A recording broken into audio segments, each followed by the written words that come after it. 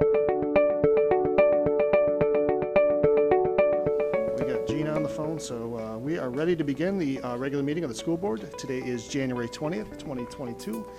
Madam Secretary, if you could note the roll and we all stand for the Pledge of Allegiance.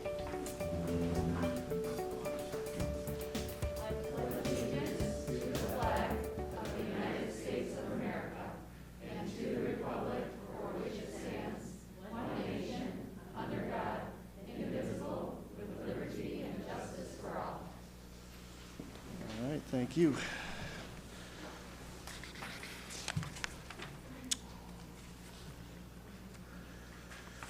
All right, we are going to start with our recognitions and presentations, and our first is Patton Elementary School. And Mr. Eric Larson, come on up. All right. All right, well, good evening, everyone. I'm excited to share with you some information about Patton, as well as some Patton swag.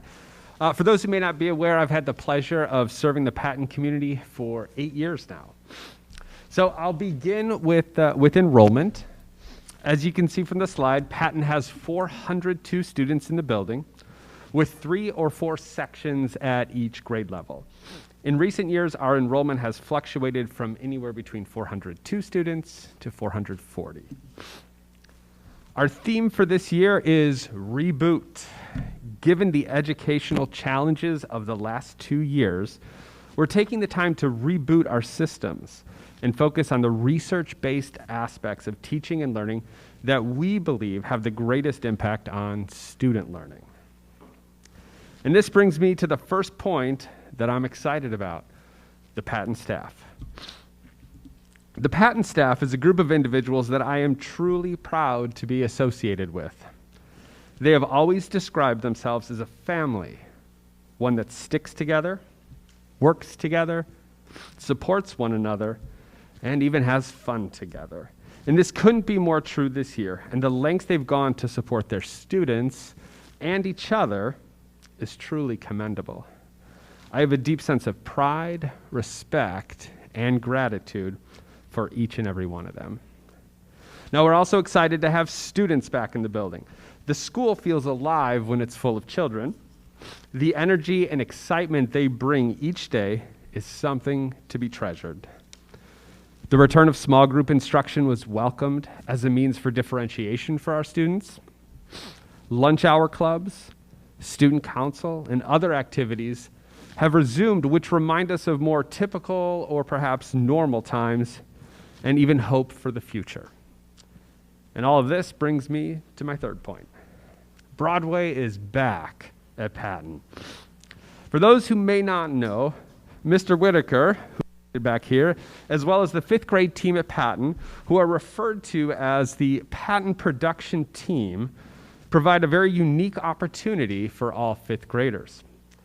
Since the 2014-15 school year, they've gifted the 5th grade students with the opportunity to be part of a full-blown musical, where in the end, the 5th grade students run the full production from sets, stage, sound, and lights, all under the guidance of the team. Now, this experience allows students to shine in unique ways, to discover new interests and talents, and to work collaboratively as a team to achieve something that they simply could not do on their own.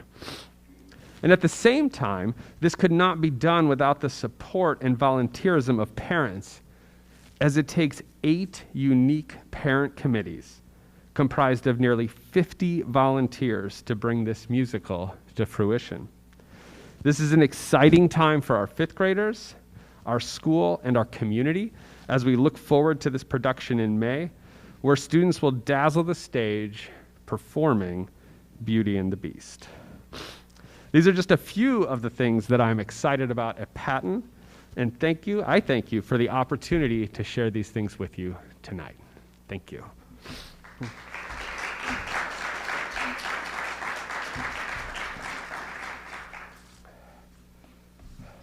Thank you, Mr. Larson. Moving on, we have Jason Coyle from Baker Tilly. This is our 2020-2021 audit report. And everyone's got a book here, right? So dig in. Jason, take it away. All right. Well, thank you. It's good to be with you. I'm just going to say a few brief comments about the recently completed audit for your fiscal year 21. And then obviously I'll take any questions at the end, or you feel free to ask questions as I go if you have them. So first of all, I just want to thank Stacy and her team for another great audit. Much of it was done remotely, and we appreciate all the assistance that we get in getting it done. We know Stacy and her team have a day job, and then we come in and ask for a lot of information and ask a lot of questions, and we just appreciate the assistance in getting that done. So your financial statements are comprehensive annual financial statements, and I always like to congratulate boards on issuing comprehensive annual financial statements. It's a higher level of transparency of your operations than you're actually required to include in the audited financial information. So there's some additional information at the beginning and the end of the report than what is actually required to be included in just a typical financial statements. The opinion on your financial statements, which is pages 1, 2, and 3 of the report, is the only part of the report that comes from our firm. The rest of the information in there obviously is your financial information for the year ended. Our opinion is an unmodified opinion or unqualified opinion, highest level of assurance we can give over your financial information. And basically what the opinion says is that somebody could pick up this document and rely on the information in here as they evaluate the financial health of the district. The only change in the opinion this year from last year is you implemented a new reporting standard, Governmental Accounting Standards Board Statement 84, which relates to the presentation of fiduciary funds, and this impacted you and how we presented the student activity funds this year, and I'll touch on that in a minute. After the opinion is a section called the MD&A, which stands for Management's Discussion and Analysis. I realize not everyone wants to read a couple 100-page document, so I always at least encourage you to read through the Management's Discussion and Analysis. It does a great job of just kind of summarizing what went on during the year. And there's some nice pie charts in there that help you see where your money's going.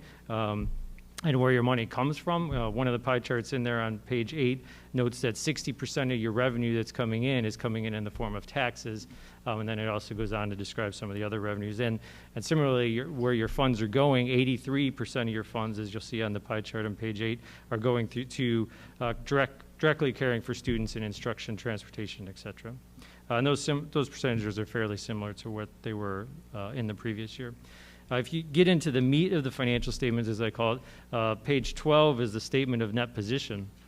And this is where we're required to take all the funds that you're used to seeing on a regular basis and put them into one column, and then include some information on there that you're not typically used to seeing on a monthly basis. That would be your capital assets, so all the investments in your buildings and land, and then along with that are incorporated your long-term liabilities, so any bonds you have outstanding, net pension liabilities, other post-employment benefits, et cetera. So that kind of gives you a complete financial snapshot as of the end of the year with all of your assets, including capital assets, and all of your long-term liabilities. I always like to talk about in this page pension liabilities. Those are always big topics here in Illinois, largely because they're not as well funded as many people would like. You have 2 pensions, TRS for your teachers and IMRF for non-certified staff, and then you also have a plan for other post-employment benefits, primarily for the teachers. So collectively, the liabilities for those is $60.7 million as of the end of the current year, and it was almost the same as the end of last year. So you're making your required contributions to all those plans on an annual basis, so you're contributing as you're required to. Nonetheless, the full liabilities are required to be disclosed in your financial statements. I do like to point out at the bottom of that page is a negative unrestricted net position. Obviously, if the pension liabilities and other post-employment benefit liabilities weren't included in there, you would be in a large, much more larger, a positive position there. Going a couple pages into page 17 and 18 is information you're probably a little bit more used to seeing. This is your individual fund financial statements, and this is your revenues and expenses for the year. I'll point out the general fund in there is made up of 3 of your funds: your educational fund, your working cash fund, and your tort fund. For reporting purposes, we're required to put those as one fund, although later on in the report there is a schedule that breaks them out if you're curious about the detailed information in there. This is also where, as I mentioned, you implemented a new reporting standard during the year, taking the student activity funds, which was previously reported as what we call a fiduciary fund. Under the new standard, because of the control you have over those, they were now required to be reported within the general fund. So the funds are still held for student purposes, but the activity is now shown in there for the first time this year. And you'll see there that across all your funds, you saw a slight decrease in fund balances for the year. Your fund balances decreased approximately $800,000, while in your general fund, which is one of your primary operating funds, that also saw a decrease of about $700,000 for the year. One of the ratios I always like to look at is your general fund ratio of expenditures to fund balance. Now, again, this incorporates your working cash fund, and also in there are on-behalf payments that the state makes to the pension fund on your behalf, but you're still at a 60% ratio there, which is a good, healthy ratio to have within the general fund. One of the other documents we work with at the end of the audit is the annual financial report that gets submitted to the State Board of Education. The one thing I want to point out in that document is there's what they call a financial profile score in there. And this is a calculation of various different financial points. And I'm happy to say you continue to be in the recognition, as the state calls it. You're at a 3.9 out of 4. The only reason you're not quite at a 4 is because of the long-term debt you have outstanding. They rated you as a 3 there. So, congratulations on continuing to carry that financial recognition score based upon how the state calculates that. One of the other reports that we do during the audit is the audit of your financial funds, which we call a single audit or audit in accordance with uniform guidance. You expended $5.4 million in federal funds this year. We tested one significant program, which was the child nutrition cluster, your lunch program, if you will. That was about $3 million you expended during the year. We do additional testing over that to make sure it's in compliance with all the federal regulations, which are significant. Happy to report we didn't have any findings when we did the testing over that. So that also is a clean or unmodified opinion. And finally, another report that we issue at the end of the financial statement audit is our communication to you, the board, and to management, just kind of our audit results letter. Incorporated in there would be any recommendations for improvements in your internal controls that might rise to the level of needing formal communication. They're called either significant deficiencies or material weaknesses. Happy to say we didn't have any of those that needed to be reported. As is typical with you guys, we find that your controls that we evaluate anyway as part of the audit are sound and in working order. So congratulations on that once again. So I know that was a lot of information relatively fast, but I wanted to give you a recap for the year. Is there anything that I can answer for you, though? Mr. President. First off, I think recognition goes to Stacy and her staff for, I can't even count the number of years we've gotten solid audits, but it's probably more than one, less than 100, but who's counting? But thank you again to your staff to putting this together. I did have a quick question, though, on the capital assets line item. I assume we're not depreciating our buildings, or maybe we are? You are depreciating your buildings, yes. Okay. And then how do we, what is the sense of, how are we assigning the value to the buildings, because they are more single use versus a typical commercial building that could be quickly retrofitted into multi-use? They're based on the cost. So whatever, obviously the original cost, and then any significant additions or remodels that go on over the life of the building, they're added at whatever the cost that was. And then the cost of that is depreciated or amortized over, whatever the expected life of that is. Which is often a lengthy 50 years or so for buildings. Okay, so this may not be the true market value. It is not a true market value. No, it's based just on what the cost was. Okay, thank you. Mm-hmm. Any further questions, comments? All right, well, thank you for coming out. Yep, thank you very much. Good to be with you.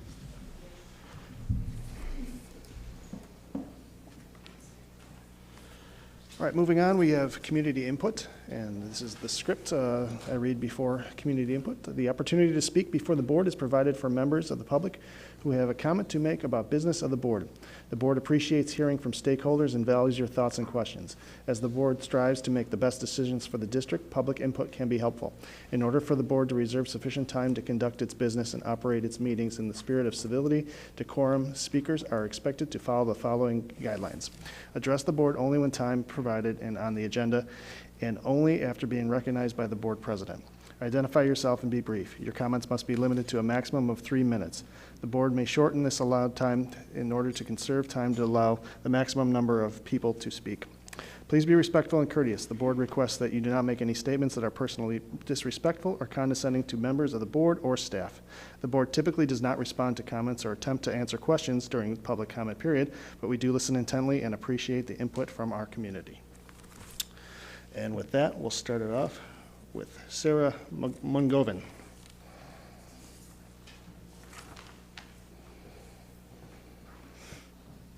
Good evening, and thank you for hearing me today. I am asking that Dr. Bynes speak with the ATA about the current MOU that does not allow teachers to send homework, classwork, or keep kids up in class when they are quarantined. I would like this rule to be revisited because it is not best practice and is further holding back our children and contributing to even more learning loss. It is also inequitable to our elementary students because there is not consistency among schools. The middle school children are able to stay current with their classes through Schoology. Also, not all of the elementary schools in our district are following this rule. Some children are able to access their classwork, while children at Ivy Hill specifically are not. I'm asking Dr. Bynes to survey all D25 teachers for feedback on this matter. I believe that the ATA is not accurately representing our wonderful teachers in this case.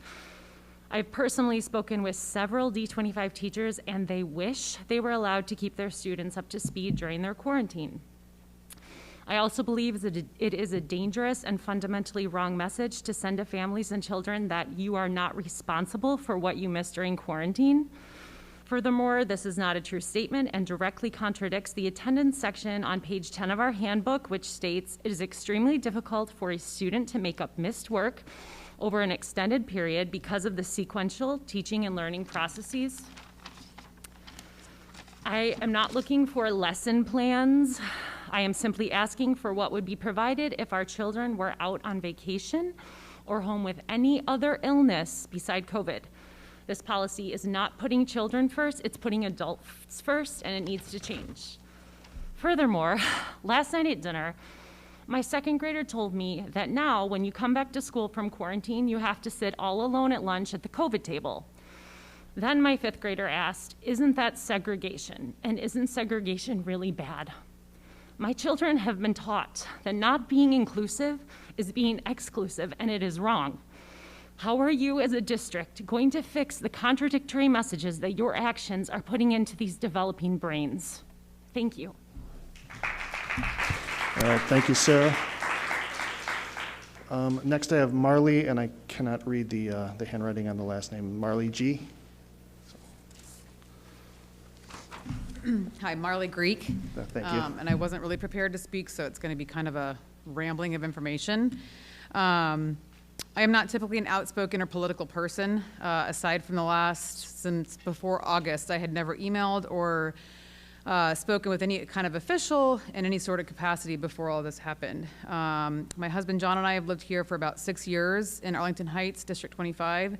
We have 2 daughters, ages 8 and 4.5. I am vaccinated, so is my husband.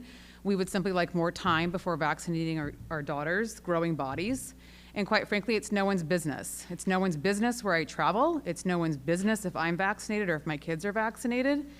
Why wouldn't I be allowed to ask teachers or anybody else, have you had an STD test? When was your last mammogram? How is that anyone's business? And per Sarah's comments, this whole quarantining of healthy kids, I am on my life. Years from now, we will look back at this and say, we quarantined healthy kids? How does that make any sense? I'm a former teacher. I was a teacher for 11 years. I also have a master's degree in reading education. I am a reading specialist. To watch my 4-year-old try to learn in a mask while her teacher is in a mask is ludicrous. I also come from a family of doctors. I'm not anti-COVID. I'm not anti-vaccine. I've had all my other vaccinations, flu shots, everything. I am simply anti-mandate. The board here was elected to do well and do right by our kids, and I don't understand what's happening. I have friends in all different states throughout the country who call me and they say, you're still wearing masks? You're still doing this? Your healthy kids have to stay home? It makes no sense, and it's shameful. And the difference between people on my side and the other side, I'm not forcing anybody else to not get vaccinated or to not wear a mask. You can get as many shots as you want. You can wear 20 masks if you want. I want that choice for myself and my kids. When I walked in here today, I wasn't welcomed with kindness. I was told to pull my mask up. How sad that in this state and where we are, that's the first thing that occurs to people. Can you pull your mask up? It's ridiculous. Why are we not talking about schools around the state, including Christian Liberty, that's doing just fine with mask choice, and they're all happy? I have friends who go there, and there's no issues. Why are we not following that? Prior to COVID, whenever people got the flu shot, did people get the flu shot for humanity? No. I guarantee you did not go into Walgreens to get your flu shot and say, I'm here to save humanity. You went to hopefully get it and lessen your own chances of symptoms, or to not get the flu at all. So this whole idea that you have to save your great-grandmother is ridiculous. And my in-laws, my parents are no longer living, and they would feel the same way. My in-laws think all this is ridiculous. I'm tired of hearing people's hands are tied. I went to the village meeting, and again, I've never done any of this or spoken out prior to August. Everyone's hands are tied. The archdiocese, their hands are tied. The mayor, his hands are tied. I'm sick of it. And I'm not going to throw articles at you and all that kind of stuff, because I'm sure you get that enough. I would like an end goal for our kids. This is sad, what is happening. My own kids who wear masks have rashes on their chins half the time. My older one is now afraid to go places without a mask. Talk about the mental and social, emotional kind of things that are happening. And when does my right as a parent get to choose masks for my kids? This is ridiculous. It's not wearing a wristband, it's putting something over your face. So when do my rights come into play? And where are all the mental health people that were here prior to COVID, and the people who are for equality and not segregation? Where are all those people in bodily autonomy? Thank you, Marley. 3 minutes. Thank you. So I hope for an end goal soon, because this needs to end. Thank you. Next, we have Erin Z.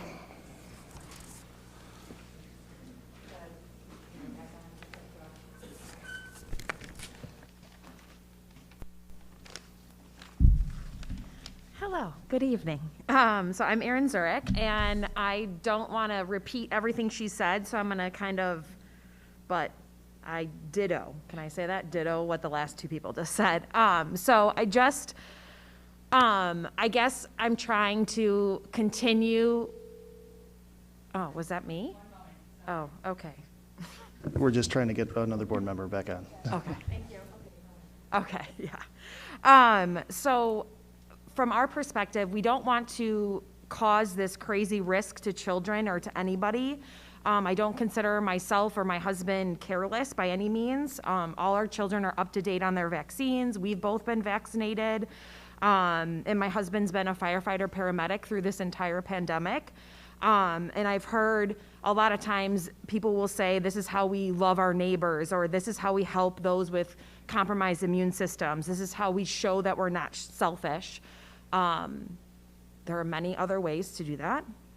I'm going to encourage you all to think about those of us who do not want to mask our children 7 hours a day. Don't lack empathy. If anything, we have major empathy, and it happens to be for our children. We aren't selfish in the fact. It's exactly the opposite. We just happen to have children who we know are negatively impacted by masks, whether it's rashes, breathing issues, anxiety, a variety of mental health issues, ear, nose, and throat issues, speech delays. I mean, there's research and article upon article with that. And speaking from a personal experience, my 6-year-old son, who was in the hospital for an entire week with a massive eye infection that it went into the bone around his eye. I just want you guys to understand that there are stories behind this, and we're not anti-mask or anti-vaccine. We're begging you to stand up for our children. We're begging you to stand up and to speak for the kids that will do whatever you tell them to do because they trust us and they respect us, and they'll wear the mask if they say they need to, but do they want to? No, they don't. Nobody does. So like Marley was saying, everyone keeps saying, oh, my hands are tied, or this, or the lawyer, or that. It's like, when are we gonna just start speaking up and asking questions and having a discussion? So I just am hoping that you guys can talk tonight about when the statewide mandate for masks ends, what our plan is. Because I feel like a lot of times we're reactive instead of proactive, and I feel like we need to start having the discussion now about what's gonna happen, or when is it gonna happen. Like, we know the governor doesn't give any sort of goalpost, that keeps on moving, but I think we could be better than that, and we could have something like that. So I'm hoping that that can be discussed, voted on, whatever fancy stuff you have to do, but that's all. Thank you. Yeah, thank you, Erin. Next, we have Natalie White.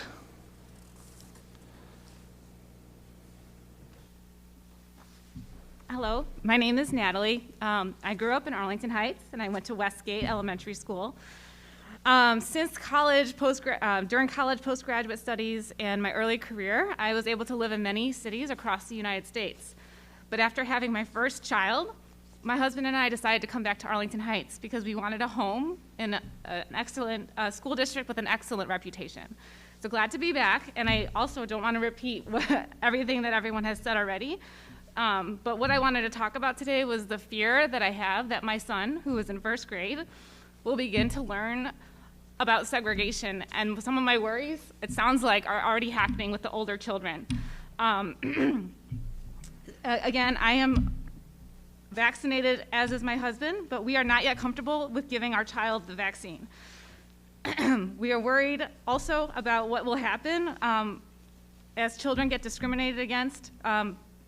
If there's differentiation for children, whether they are vaccinated or unvaccinated, such as the lunchtime situation. My understanding is that part of our mission statement as District 25 is to embrace individuality and model empathy in an inclusive environment.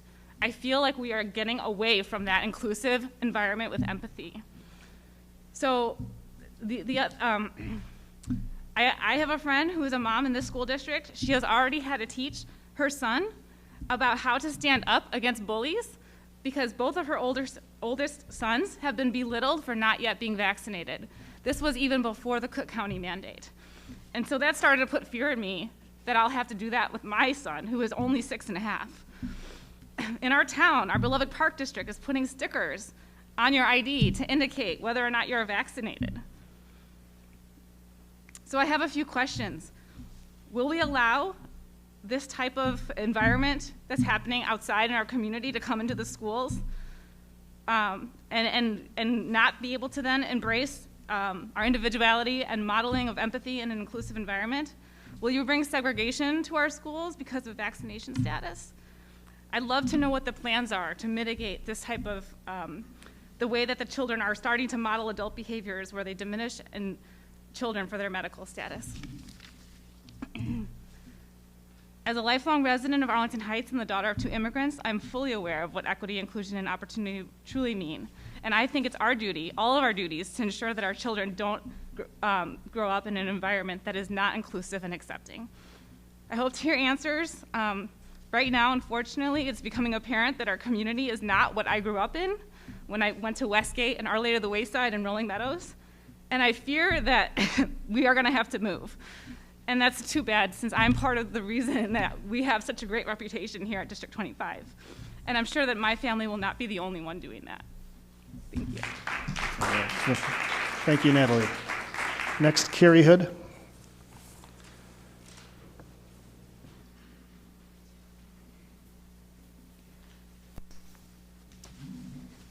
Carrie Hood. I have 2 kids at Ivy Hill. As a reminder, before school started this year, you all voted to go mask optional and finally leave it to parents to decide what is best for our own children. You immediately changed that direction when the governor released yet another executive order mandating masks. When we asked you to stick with your optional policy, you and your lawyer advised that your hands were tied, as others have mentioned. You had to follow the executive order. Was this honest legal advice? I've questioned this multiple times after watching the hearings over the past few weeks because I'm hearing this same law group stating in court that you have had this control all this time. Did you guys know that? And if so, why did you tell us all that, lie to us all stating that your hands were tied? Why was a letter of dissent even brought up if you knew you had local control this entire time? Since your lawyers confirmed that you do have local control and always have had this, I urge you to immediately go back to a mask optional policy. All the past excuses as to why we need to keep the least at-risk population masked have been debunked by these health experts finally. 1, the vaccine does not stop the spread of COVID. It only protects you from severe symptoms. Even though this eliminates the argument that we can't remove masks because not everyone can get vaxxed, every person in our school buildings who wants to be vaxxed can be vaxxed, and many can even be boosted. Now I'm hearing from people, oh, but my 2-year-old can't get it yet. The 2-year-old's not in our buildings, but again, this would only be legitimate if the vaccine stopped the spread. It does not. Number 2, now the health experts have come out and stated that what we've been stating for months, that cloth masks do not work. They suggest moving to an N95 to protect the wearer. This was kind of a ridiculous notion before that masks protect others and not the wearer. It's never been true. I'm not sure how people believed it, as cloth does not have one directional flow. However, now if people want to upgrade their masks and protect themselves, then it doesn't or shouldn't matter what others are or are not wearing. During the TRO hearing today, a lawyer representing another district brought up a story of a parent in the school there. This parent claimed that her daughter brought COVID home and her grandfather died because of it. Can you imagine how that daughter feels believing she killed her grandfather? I was instantly disgusted that these adults are actually blaming kids for passing some invisible virus that you can't see, you can't stop with any mask, any vaccine, any distancing out there. Who places that type of burden on their child? This is just an example of what the fear-mongering and politics and divide has done to people. Are these the people you really want to side with? Just like opening school in person last year was a battle based solely on emotions for some, you tried and it worked. You didn't think we could do in person, yet we finally tried in October and it worked. You didn't think we could do full classrooms, but you finally tried in December and it worked. You didn't think we can give up Mondays Matter, but you tried and it worked. I urge you to try, just try, and go mask optional now. My guess is you will see it will work. Thank you. All right, thank you. Next we have Tom Copez.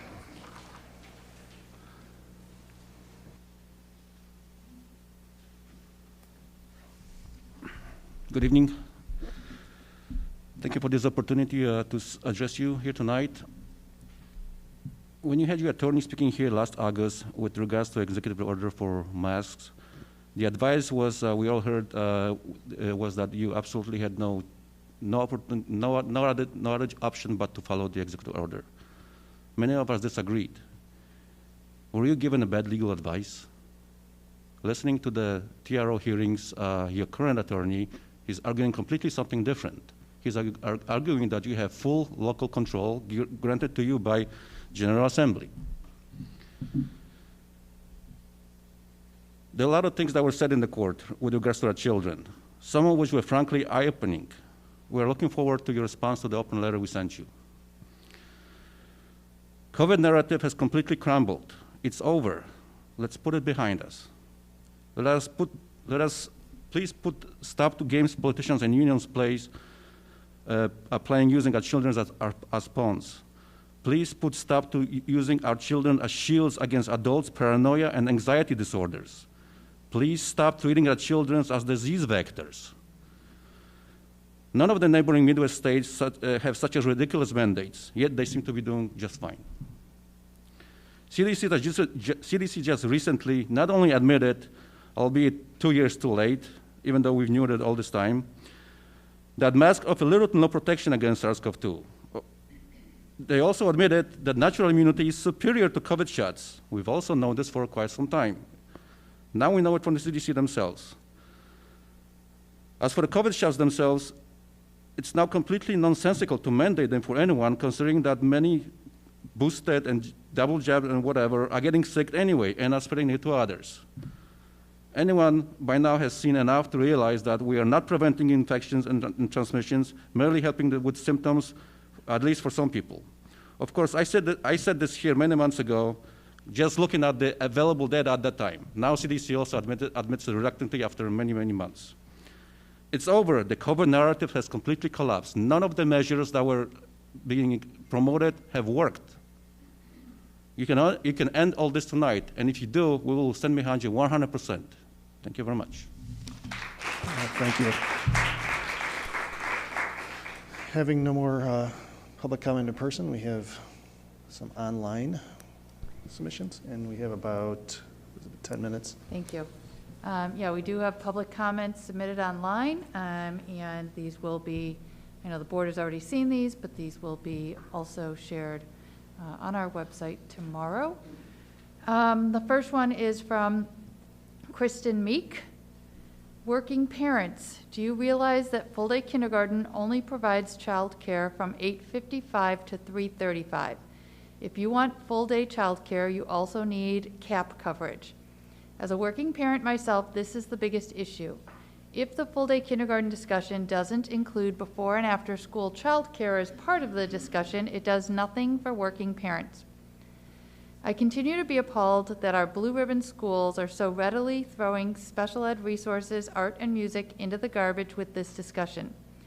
Moving all those classes and services into the hallways is not acceptable. The board is ready to degrade our district permanently for a short-term solution. Once art and music and resources are taken away, it is unlikely they will ever return. Look at the demographics and make a long-term plan for when school population will decrease and there will be room for full-day kindergarten. Today is not that day. From Christina Heaton, please revise your quarantine policy for students who are close contacts and have no symptoms. The CDC now states quarantine is only required for 5 days. Follow the science and be consistent. Also, concerning allowing kids back into school after quarantine, the current requirements are not sustainable. Please allow negative home tests and/or rapid tests to count versus needing a PCR. If the school staff takes a positive home test seriously, then they should equally take a negative home test seriously.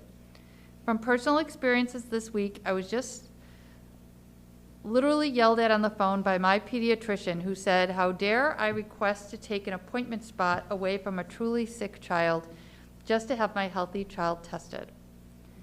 From Malgorzata Patriarcha, I feel like our board needs to foster more open discussions and conversations between the board and the parents on the COVID mandates. This situation is becoming more problematic as every day goes by and the frustration of the parents is reaching its zenith. The board is not transparent enough and this cannot continue.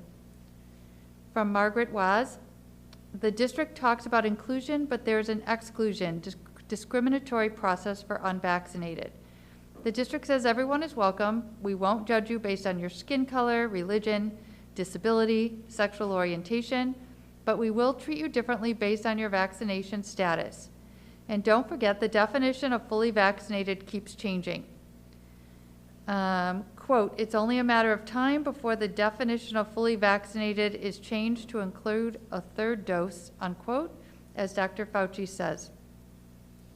From Agnes Zapart, I honestly don't understand why some parents are so strongly opposing sending the letter of dissent. First of all, it doesn't have to be a letter. It can be any action that shows the community that our school board is at least trying to do something to advocate for our children to prevent their further degradation. After 2 years, we have the right to know when this madness is going to end.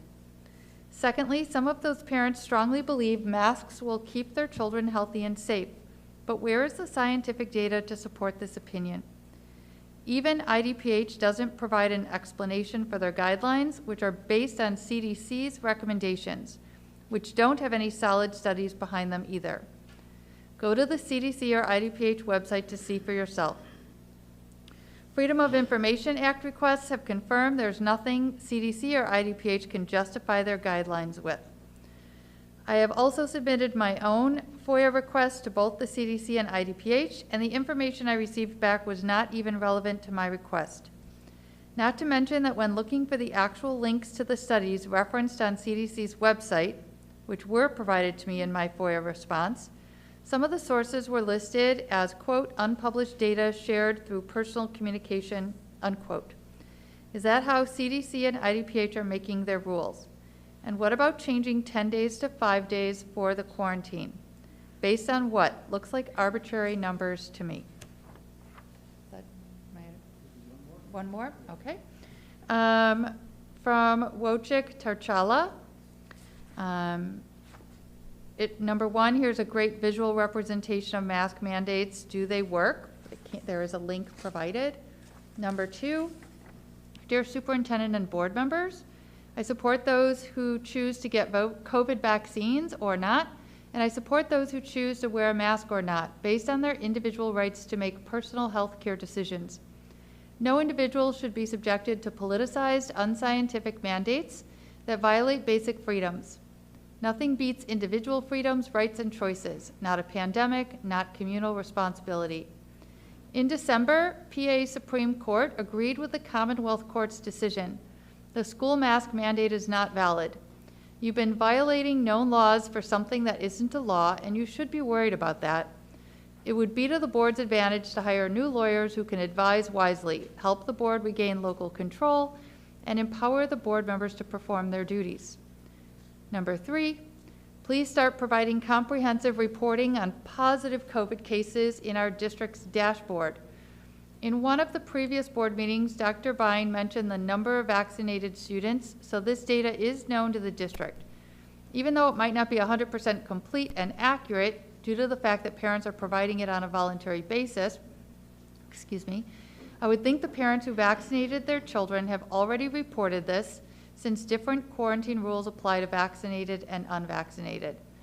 What is it that prevents the district from including vaccination status when reporting positive cases? If the vaccination status of a positive case is unknown, you would simply put vaccination status unknown. And then number four, the person submits some links about what's happening in other states. All right, thank you, Dr. Bine. Moving on, this is our consent agenda, and this is a action item, so I need a motion on the floor. Mr. President. Yes, Anisha. I recommend that the Board of Education approve those items on the consent agenda as follows. A, personnel report, an addendum to the personnel report. B, treasurer's reports. C, invoices. D, fixed asset disposal report. E, public hearing on the tax levy minutes of December 9th, 2021. F, regular and closed session meeting minutes of December 9th, 2021. G, special committee of the whole meeting minutes of December 16, 2021. H, closed session meeting minutes of December 16, 2021. And I, board bills. Board bills. All right. Thank you, Anisha. Do I have a second? Second. Thank you, Greg. Any questions, comments, or concern on the consent agenda? Mr. President? Yes, Greg. Just a quick comment. I wanted to say a thank you to Dr. K for showing the staffing data over time rather than just a monthly snapshot. I really appreciate the context and framing it gives us as we're looking at that information. So just a quick note of appreciation. All right. Dr. K is standing back there. All right. Any further questions, comments? All right, hearing none. Madam Secretary, call the roll. Or we can just go down the line. Let's just go. Greg? Yes. Yes. Yes. Yes. Yes. Yes. All right, motion passes 6-0. All right, moving on. We have communications to and from board members. And we're starting with NSSEO. And Gina, you're on the phone. Do you have anything that you'd like to talk on this, or I can speak on NSSEO's behalf? Scott, I believe you attended the last meeting, so if you wouldn't mind the report. Sounds like a plan. I've been kind of going back and forth on the Timber Ridge ribbon cutting. As you can see, the big hill of dirt is gone. The gym is good to go. They're looking at March 2nd for a ribbon cutting, kind of letting everything kind of just play out. And time has not been set yet, but it is Wednesday, March 2nd for the anticipated ribbon cutting for that beautiful facility. And we are all invited, and I look forward to having that ribbon cut there. As well, As we saw last month with our Shining Stars in NSSEO, we do have 2 Shining Stars again this month from District 25, Arush and let me just find it here. Arush is a 7th grader, and Elijah as well. So 2 District 25 students at NSSEO, so we keep dominating there with their Shining Star performance. So excellent, and keep up the great work. So that is all from NSSEO. Moving on, we have IASB, and that's Anisha. Yeah, with IASB, they just sent an email out reminding school board members that they're taking the Share the Success panels. If any board member is interested to present at the III conference in November, definitely, I know some of us are interested. So what happens is we submit a proposal. 2 members from each board can serve on a panel because of OMA, not more than 2. So if anybody's interested, I'm interested as well, so please talk to me, let Scott know as well. And that deadline is March 7th to present at that III conference. ISB has also been having this month and next month about 6 sessions on diversity, equity, inclusion training for school board members across the state of Illinois. So those have been really interesting, and as we all learn and grow in those areas. And the Winter Book Club discussion is coming up. The first meeting is in a few weeks on the book Crucial Conversations, and it's been a good read for many of us. Thank you. Thank you, Anisha. Moving on to EdRed, we have Rich and Stacy. I'll start with Rich. Just a couple things to update the staff on. Our next meeting with EdRed will be February 11th. The dinner that was planned for the end of this month has been postponed till Monday, April 25th. So looking forward to that particular event. On the legislative event, our legislators have decided to basically take the month of January remote. It's their prerogative. But there is some maybe updates that should be maybe commented on. I've talked a couple times about House Bill 2778 that was passed by both houses, and it's been sitting with the governor since the last day of November. He did issue a letter on January 11th, basically stating, and I quote, I've been very clear in stating that I will veto House Bill 2778. And he cites 2 specific reasons. Number 1 is that it does not encourage teachers to get vaccinated. And the second one is that it doesn't take into account mitigation steps that are already in progress in schools, and therefore bypasses what schools have already been doing to try to keep kids in school. So we'll see what ends up happening. The original bill did pass by a, I guess, I'm forgetting the technical term, but a veto-proof vote, whatever that particular count would be. So we'll see what happens if it goes back, how that will work. The other part, maybe just to mention, it seems that there's been a lot of activity and a lot of starting to get a lot of bills submitted to really start addressing some of the shortages of teachers and really how that whole process works, even with substitutes. There's 3 that are actually 4 kind of bills that are starting to be floated around. One that will provide school districts seeking to employ a substitute teacher may use information in the educator license information system rather than initiating their own background check. So that should probably be helpful for those that have already been teachers somewhere else. Another one removes the requirement that an educator licensure candidate pass a teacher performance assessment. Another one says that provides the reinstatement of a lapsed professional educator license. It reduces the penalty to $50 rather than $500. So that would probably be a big play. The other one actually is contemplating changing the amount of days that a retired teacher can serve as a substitute from 120 days to 169 days. So a lot of activity to try to increase the pool of available teachers and substitutes within our community. That's all I have. Thanks, Rich. Stacy, anything to add? EdRed did host a week ago Monday, or maybe this past Monday, evening conversation, Zoom web conversation with Representative Mark Walker. as he has proposed some legislation to limit the access to new property on the tax bills for taxing bodies to 50% versus the current 100%. So Ed Red invited District 211, 214, myself,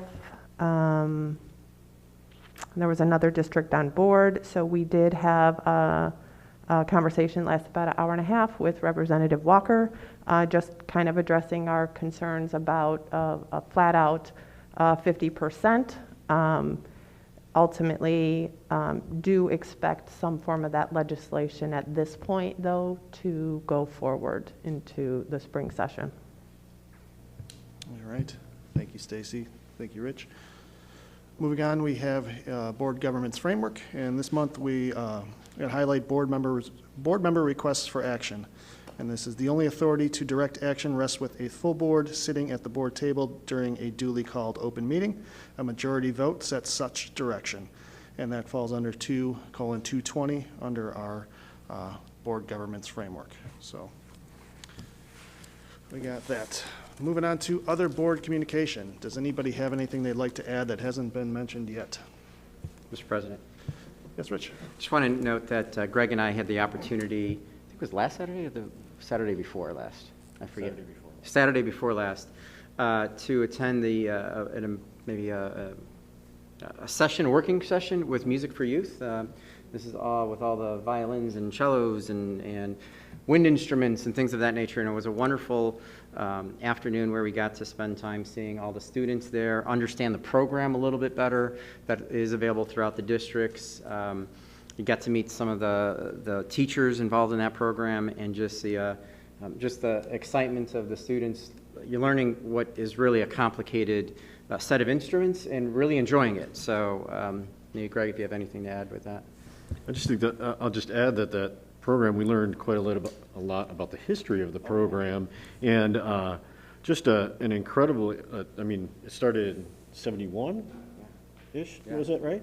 So, I mean, just an incredible partnership that grew out of a need that parents saw when funding issues came up back in the 70s, and to see that it had that much staying power and is really just a unique partnership between the parents, the community, and our school district, and it was a great day to see that. Sounds good. I just actually dropped my daughter off before this meeting over at South for Music for You. She plays the cello. Thank you for the update. Anything else? All right, moving on to communications to board members. This is the PTA, starting off with Nicole Barbiera.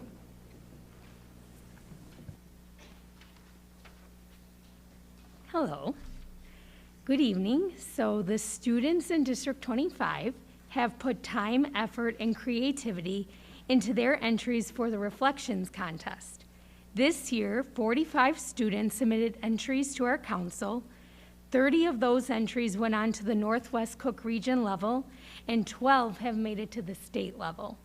The PTA is so proud of all of the students who submitted an entry. We would also like to thank the Reflections representatives at each school for sharing information to the families. In scholarship news, the Arlington Heights Council of PTA scholarship applications have been sent to Prospect, Hersey, Buffalo Grove, Rolling Meadows, and St. Viator. If you or someone you know is a graduating senior and has spent at least 3 years in District 25, encourage them to apply. This year, the PTA is awarding 9 $1,000 scholarships. 6 are Achievement Scholarships, and 3 are Power of Courage Scholarships. The scholarship program will also be awarding 10 $100 Arlington Heights Park District gift cards to elementary students grades K through 8 who participate in the elementary portion of this program. Contest information will be sent to all schools in February. Next month, the PTA is looking forward to planning fun and exciting Valentine's Day celebrations for the students.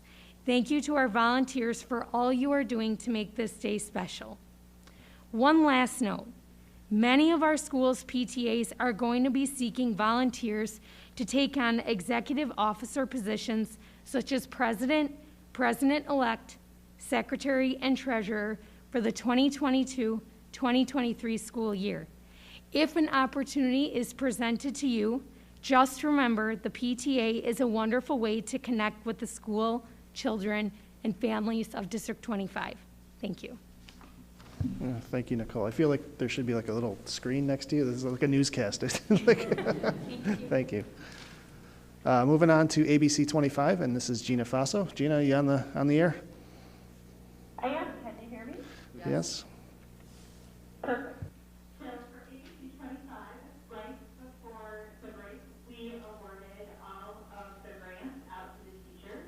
And it was a very exciting time, and we're looking forward to seeing all of the great and creative things that our teachers and our staff do with the funding as they submit pictures and we see report outs on Instagram. For now, we are in planning phases for the race, and there will be more to come on that next month. And then last but not least, thank you to everybody who has participated and joined ABC 25 to continue to support our educators and our grants and our funding. Thanks. Thank you, Gina. Moving on to the ATA, Allison Berg.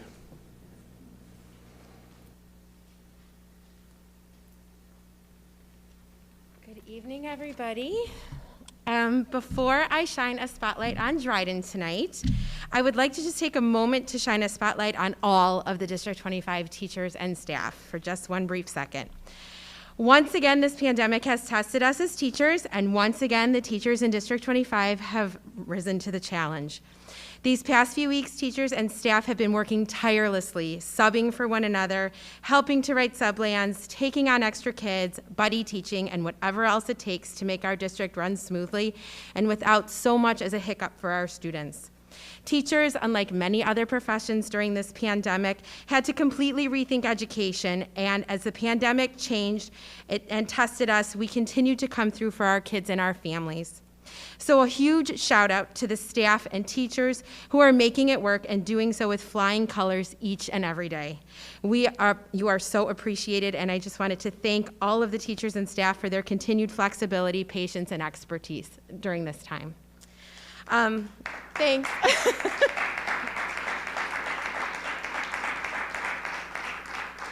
It's been a trying couple weeks since school's been back. I'd now like to shift my focus to the amazing teachers at Dryden and shine a spotlight on all the amazing things happening over there as I wear my Dryden shirt today because I'm a fourth grade teacher and I can't help but be thematic. It's what I do. The movie you're about to watch highlights Dryden's Winter Wonderland tradition, which is a collaboration between their PTA and their administration.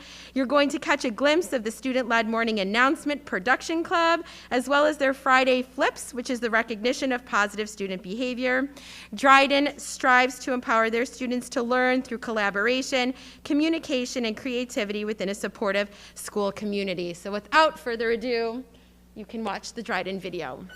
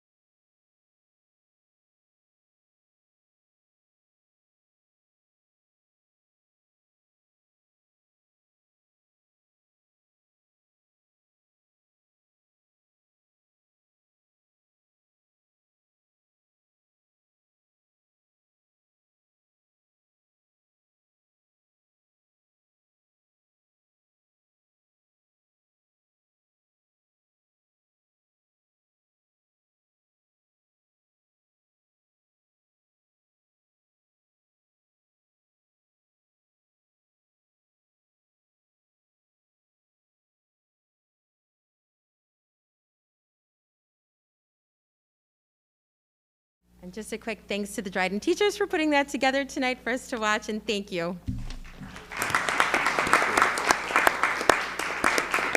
Thank you, Allison. All right, moving on, a couple lines down to business and finance. This is our 5-year financial forecast. So, without further ado, Stacy's. Yep. So while they bring that up, tonight I'm going to share our financial forecast as it's a piece of the framework needed to assist the board in some anticipated financial decisions coming up. An understanding of our financial future should assist the board in conversations about funding for our capital project plan, possible full-day kindergarten, teacher negotiations, and yet to be determined strategic plan actions. So starting with some of the assumptions that are built into this financial forecast in terms of our property taxes, we've experienced typically about 0.7% new growth. So that is what I've anticipated in these 5-year forecasts. The CPI for the levy that was just passed was 1.4%. And for the 2022 levy at this point, CPI was 7%. However, property taxes are limited to a maximum of 5% or CPI, so that would be capped at 5%. The average 10-year CPI is 1.95%, so beyond 2022, that is the percentage that I've projected.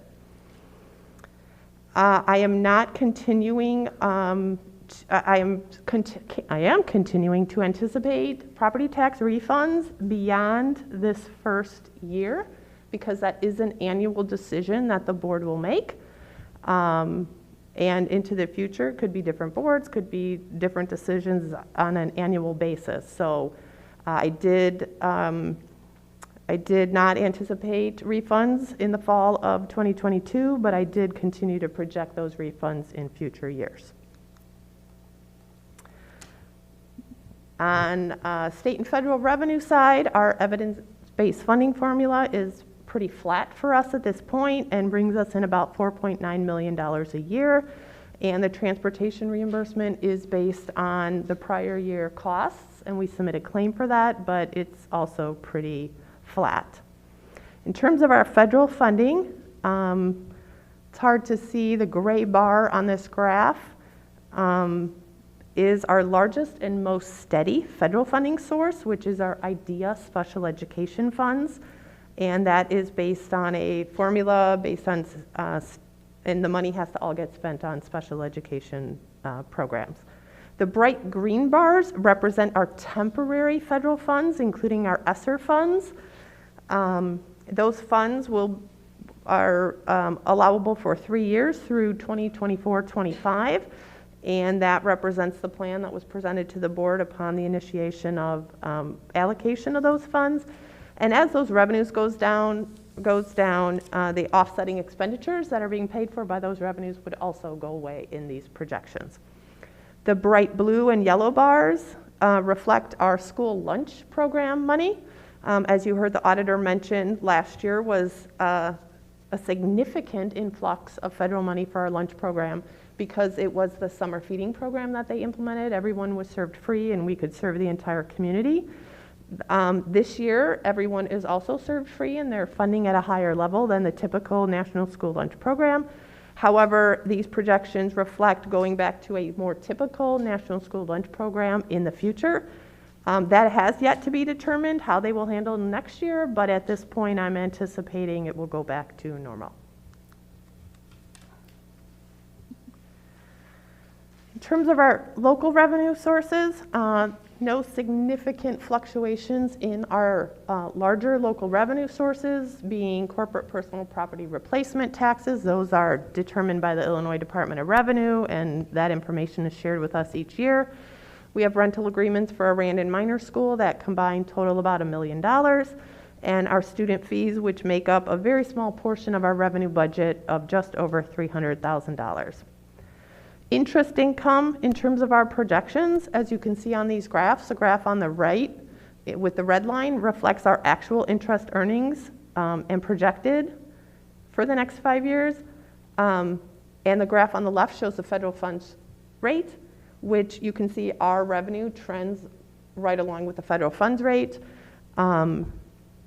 There is expected to be 3 federal funds rate hikes next year, or in calendar year 2022, and 2 more in 2023. So I projected a 0.25 basis points per hike in these projections. Interest income is ultimately impacted by both the rate, but also our fund balances. So if we continue to deplete our fund balances and reduce the amount of money we have to invest, it also impacts our ability to earn interest income.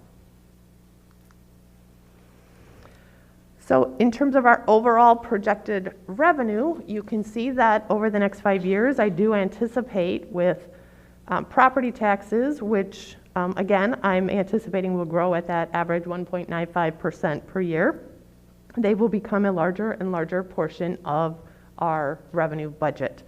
Property taxes ultimately will make up 84 to 86% of our revenue budget, with only 7 to 8% coming from our federal and state funds, unless there is any significant major changing in the way schools are funded in Illinois.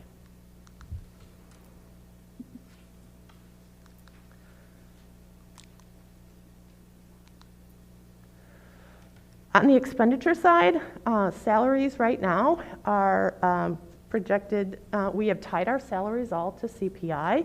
We are under a current agreement with our Teachers Association that expires after this year, and we will begin bargaining with them soon. So any significant changes to that agreement would impact these projections, as these projections reflect our current staff on our similarity to our current agreement going outwards. I anticipate 3 retirements annually, because known retirements, as we've talked previously, known retirements, the savings from those retirements do help us support the amount of money that we're able to afford our teachers through contract negotiations to keep our overall cost tied to CPI. Benefits, we do have a negotiated cap of 6% increases that the board will pick up, so that is reflected in these projections. The Tier 1 and Tier 2 TRS pension costs continue at this point. It's been 0.58% is the board's cost, so I've anticipated that will continue. The health insurance teacher system cost is 0.67%, and as I've continued to do, I do anticipate at some point there will be a state pension cost shift. I've moved it out to 2023-24, so not this coming year, but future year, at an increase of 0.5% of total salaries each year. In terms of purchase services and supplies, I don't automatically include an inflationary increase on everything in these projections. However, on purchase services such as software system maintenance contracts, where we typically do see increases, I've anticipated a 2% increase per year, as well as we anticipate next year bringing forward a new math curriculum adoption with a $350,000 estimated. That's what it cost last time. We don't have a cost yet because we're not there yet.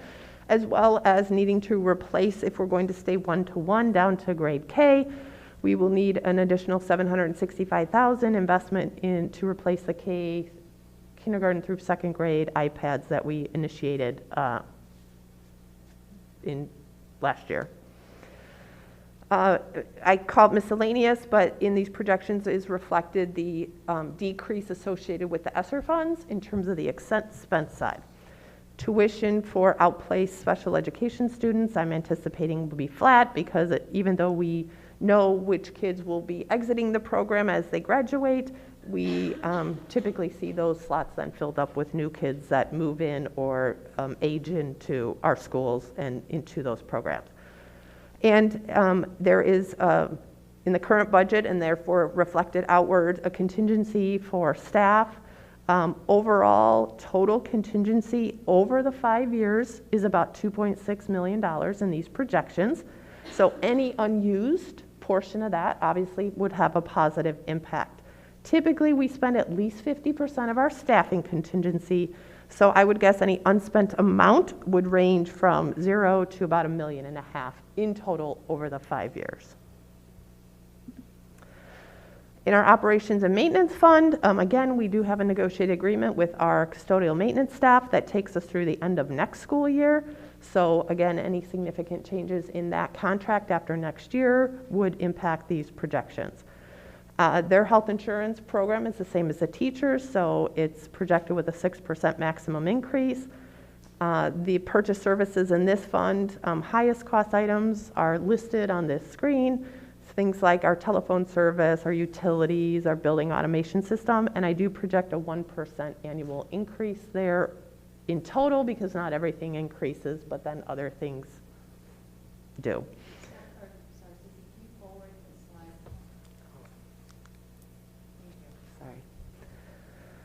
On the supply side is our custodial maintenance supplies, but also our natural gas and electricity, which are considered supplies in terms of our budget. So I do project these costs to increase at 1.5% annually. We continue to see about $60,000 a year for district vehicle replacements. And in the initial, if we continue to fund capital projects out of our fund balance, then we would anticipate in this 5-year window using our full working cash balance of $7.7 million to fund capital projects, as well as portions of our other fund balance. Our debt service fund is specifically based on the debt payments associated with the bonds issued, as well as the associated tax levy that funds those. Our transportation fund, as we typically have been seeing about a 3% increase in our bus transportation costs, I've projected that going forward. And our IMRF Social Security Fund are tied to salaries, although I did get a revised projection from IMRF that they are projecting our current rate of 10.63% currently will drop down to 5.41% in 2026.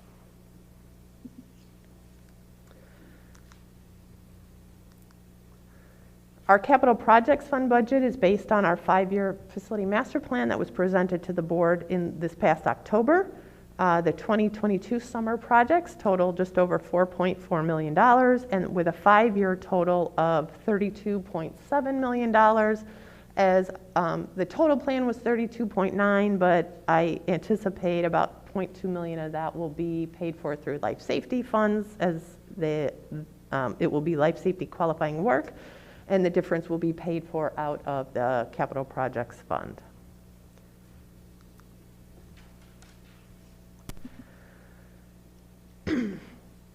So based on that, you can see our current year highlighted in gray is our budget year. We are currently at a fund balance.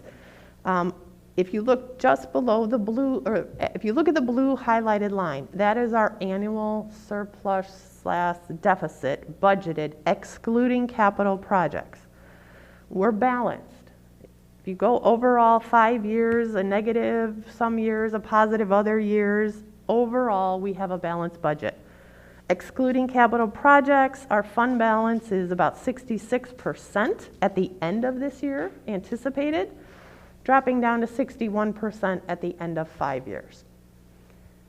Once you consider the capital projects plan, then circled in the red line, paying for the capital projects that we paid for out of the current year budget, our actual expectation at the end of this year will be a fund balance level of 58.4%. At this point, if we do pay for next year's capital projects, the $4.4 million, our fund balance is projected to drop to 48.1%. If we continue to pay for the capital projects, the $32.9 million out of our reserves, we will drop down to a 22% fund balance in the next 5 years.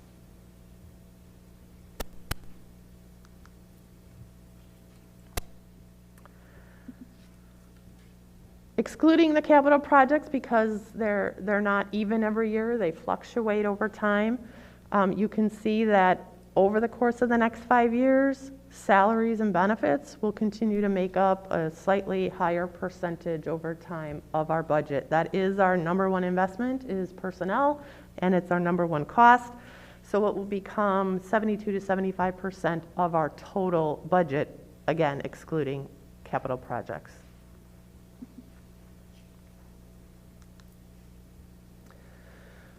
So While a chart is a lot of numbers, I think this makes it really easy to see. You can see our revenue and expenditures are tracking very close together. However, the differential, our expenditures in this scenario are exceeding our revenues, and that differential is made up of that capital project difference. The green line is our 60% fund balance level. The black line is 40%. The yellow line is our projected fund balance, and you again can see that our fund balance not only drops below the goal of 60%, but also below 40%, all the way down to the 22% in the next 5 years. So when we talk about funding for capital projects, and as we've presented that plan for at least the last 3 years, we've noted that strategically, we decided to spend down some of our fund balance because these are one-time costs, and then typically you're not making large investments. You know, you replace a roof, it's good for 25 years. But that at some point we need to address, we can't continue to spend our reserves to do that, and we're at that point. So with $32.9 million, the options that would be available to us is to utilize our debt service extension base that we utilize to sell the bonds for the various additions at the schools. That's what it's available for. You can sell bonds to finance capital projects. Our levy currently includes 20 cents for debt service through 2032. We could extend that 20-cent levy out through 2037 to pay for capital projects. So an additional 5 years, but we would be completely maxed out.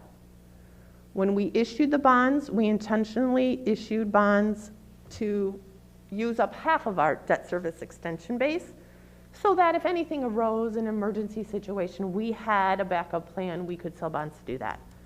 Using this to fund it in the shortest amount of time frame would max us out through 2037. It would also, it would extend that 20-cent levy for 5 years. We would need to add about 5 cents to the current rate to cover the interest payments we'd need to be making on those bonds, which would equate to about $55 a year on a $400,000 home. We do, on our existing bonds, the first opportunity we have to do any refinancing would be in 2025, as that's when some of them become callable. So it will depend on the market conditions at that time, if that makes sense for us to do to achieve any savings. The other option, if we're looking at something like a full-day kindergarten that would likely have a referendum attached, would be to incorporate our capital project plan into some form of referendum that we took to the community.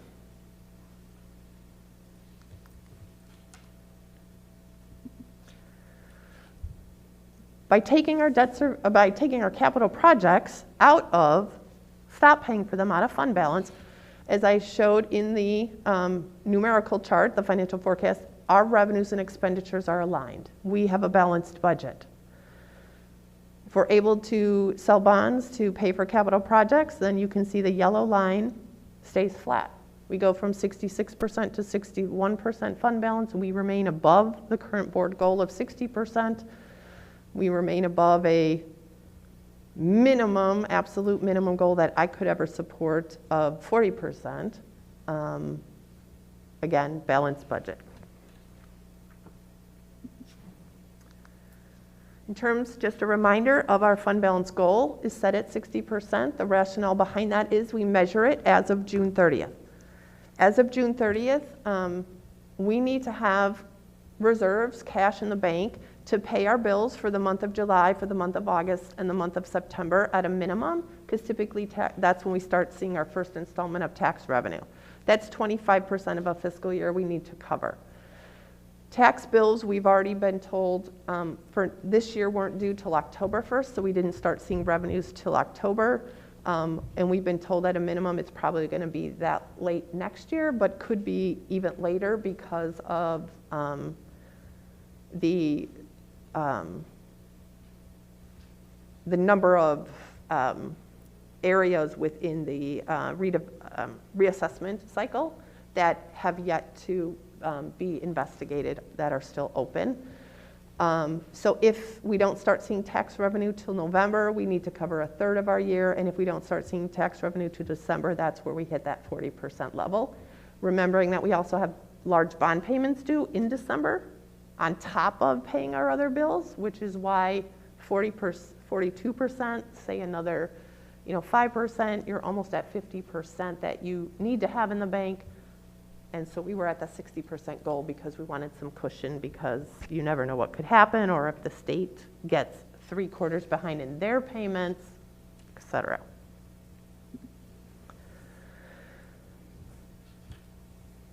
So in terms of just kind of a summary of the takeaways here, again, I'd like to highlight, it's really, we have a balanced budget. We've worked hard to get there, but for those capital projects, and that has been strategic. Our largest revenue source, our main revenue source, our largest piece of our revenue pie is limited at growing about 1.9%. We can't control all of our expenditures. We don't control utility costs or benefit increases or state mandates or gas prices or how many new out-of-district placements we get. We don't know what's going to happen with property tax reform. Is the legislation going to pass that limits new growth to 50%? Or there's been legislation that says, if you have a fund balance higher than 50%, then your tax levy should not be allowed to increase. The unfunded mandates that continue to come from the state, and we know we need a way to fund our capital project plan. Outside of that, just deferring everything. On the positive side, we've tied our largest expenditures to CPI for years, which has helped us create that balanced budget. The new state funding formula, it's steady. It's built all of those quarterly payments into a flat formula now that comes twice a month. Pension reform I've anticipated in these projections. Our contingency fund use, again, could be any unspent funds have a positive impact on our projections. Tax refunds on an annual basis could have a positive impact on the projections, and continuing to just maintain our fund balance over time.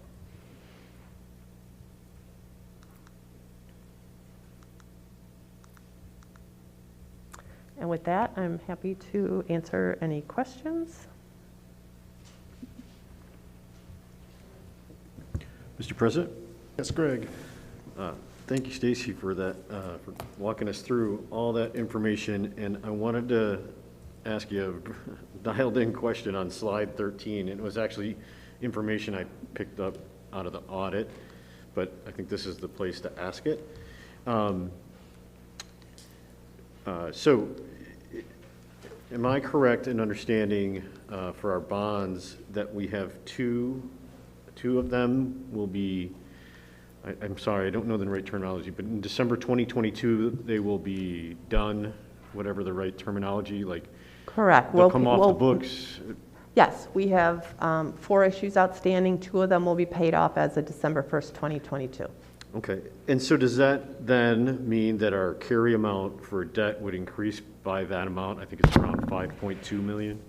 It does not, because the way the bonds are structured is the bonds that we will be paying after. So the second 2 issues of bonds that we did, we paid interest up front while we were paying principal on the first set of bonds. Gotcha. Now as we stop paying that principal, we'll start paying the principal on the second set. So it's just pushing it out. Like if we issued bonds now or soon, we would pay interest up front until we did pay off some of that principals, where we reach that capacity then to start making the payments on the principal on new bonds. Thank you for clarifying that.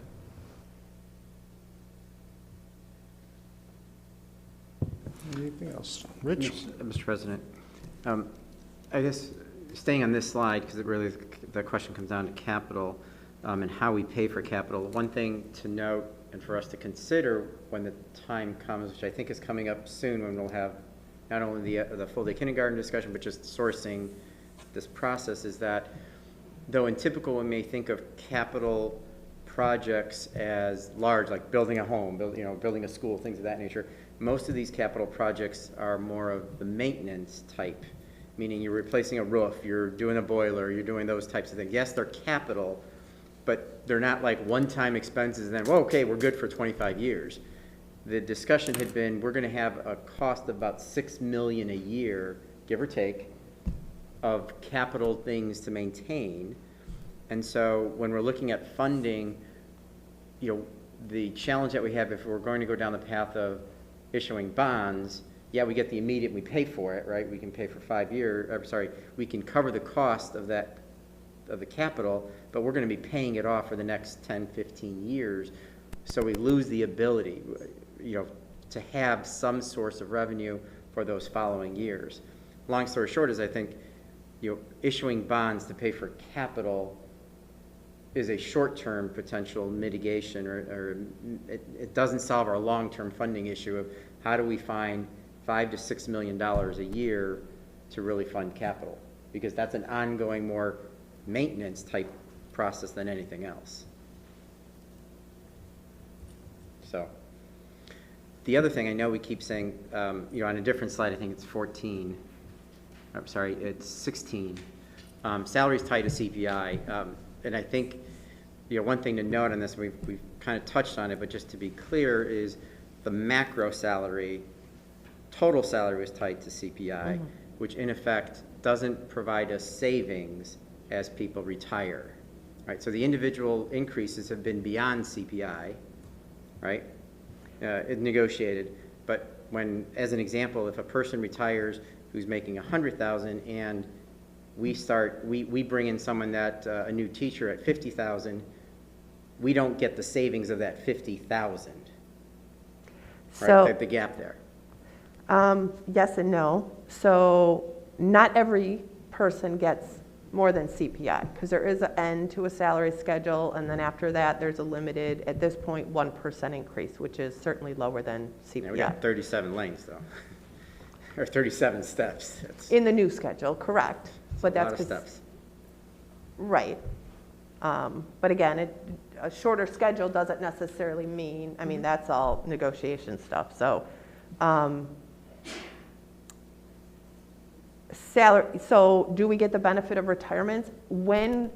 Typically when we negotiate, known retirements get built back into the salary schedule. That's how we pay for it. But when I say I anticipate the savings of at least 3 retirements annually, that's because every year we have teachers, we have administrators, we have other staff who come May say, guess what, I'm done, I'm not coming back next year. That money's not built into any salary scheduling negotiations. That is then a savings to the board. Okay.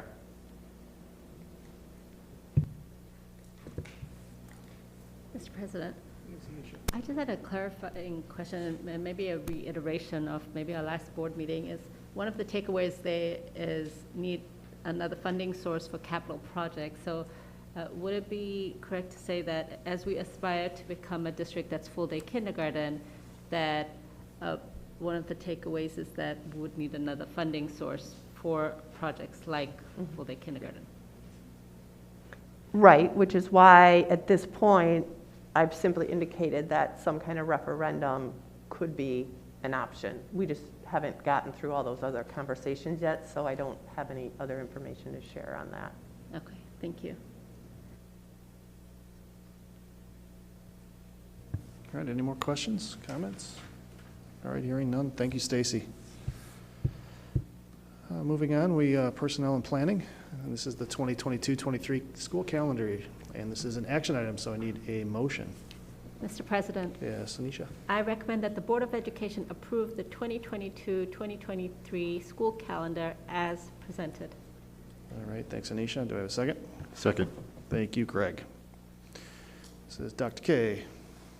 Good evening, everyone. I'd like to thank you in advance for the opportunity to share the proposed 2022-2023 school calendar with all of you this evening.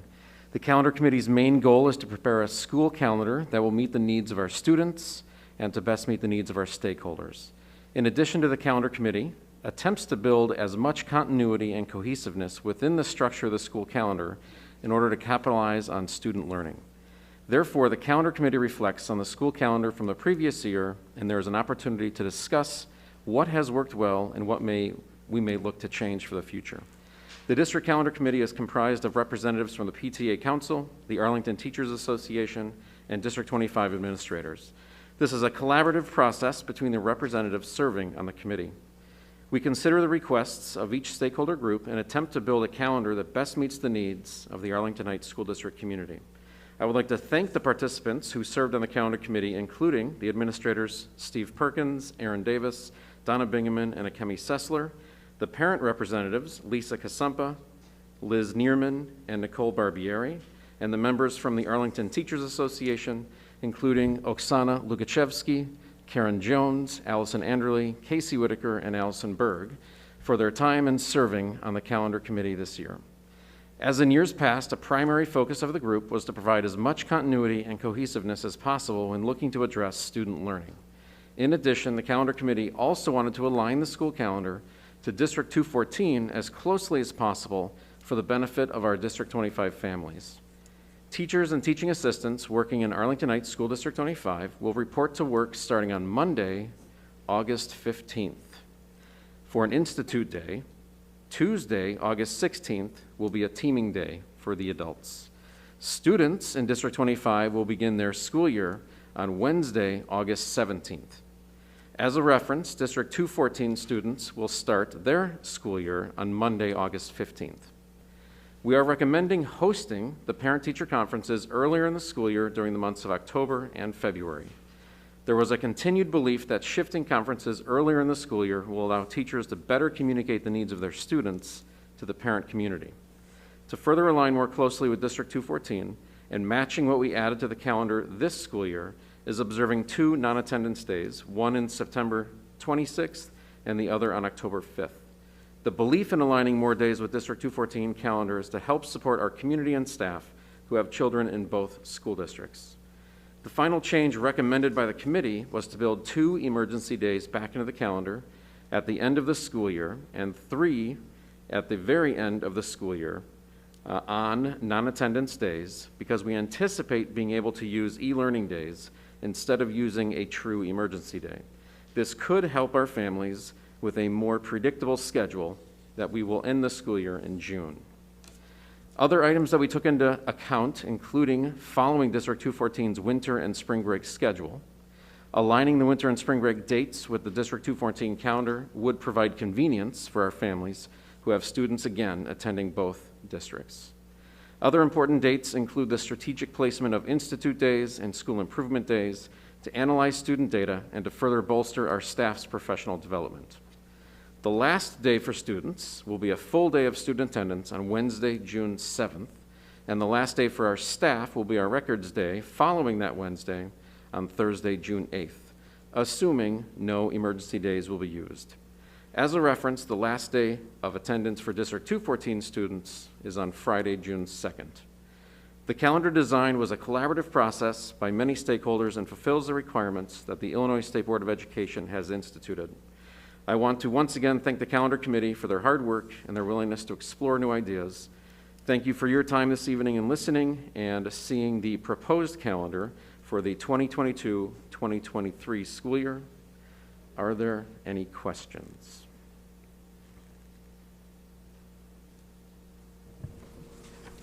Mr. President. Rich? Yeah, Brian, thanks for putting this together and the work that all the staff was doing. And the parents involved and things of that nature. I guess one of the questions I have is, I noticed that we're taking all of Thanksgiving off, or sorry, that whole week off, and then a few weeks later, we have 2 weeks off again. Knowing that, you know, kids aren't in school, they tend to lose, you know, what they've learned. Why wouldn't we do what, again, if we're trying to line toward what District 214 is doing, they're not doing that. Why would we do that and not just end the school 3 days earlier? Instead of June 7th, be more consistent with what 214 does. Yeah, I think it's the benefit of a collaborative process, having all those groups together. We absolutely talked about this year and last year in building the calendar, taking those days off, and what does that mean to the end of the school year. So we had 6 versions of the calendar that we created for this year. This is version 6 that we all could agree on. One of the versions did have no non-attendance days on Monday the 21st of November and Tuesday the 22nd of November. So it was one of the options we looked at as a group. We just didn't finalize that calendar. It didn't get the full support of the group. I guess maybe asked it differently, what is in the best interest of the students? So, great question. I would say the calendar committee's purpose is to look at obviously what's best for students and then what's best for the community. So one of the biggest things we do is try to match as closely as possible, but not exactly, District 214 for the benefit of our families in the community that have students at both systems. So I don't know if having learning on the 21st and 22nd of November is more beneficial than having them in June, which is what you're asking specifically. So I don't know if it's more valuable to have learning happening on November 21st and 22nd as opposed to June 6th and 7th.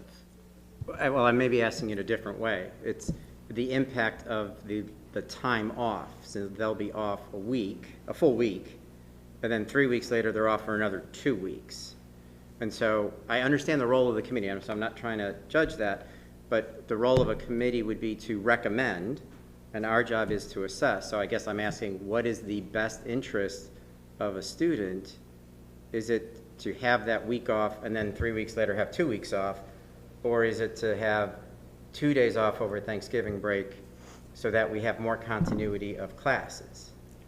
So I see the continuity after Thanksgiving as 1, 2, 3 full weeks, and then almost another, so almost 4 full weeks after that 1 week off. Mr. President, if I could jump in with a question that maybe for Dr. Bine or Dr. K, could you talk a little bit about what happens to attendance if we were to have attendance days on that week of Thanksgiving, and if families take vacations? Do we have any information on that? Like, does student absences rise because people maybe make a choice to miss those 2 days? Yeah, and again, I think these are all the questions that the committee went through together, right?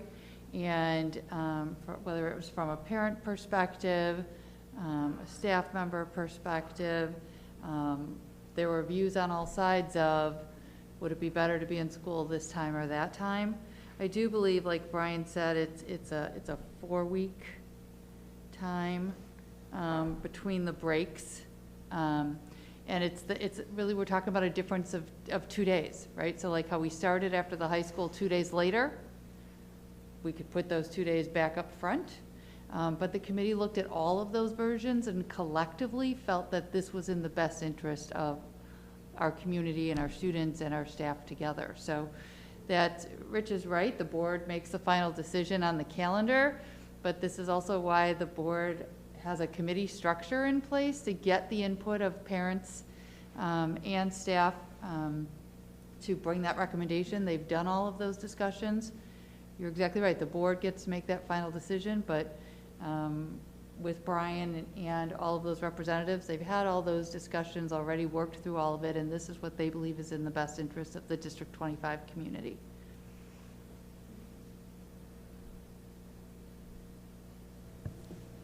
Anything further?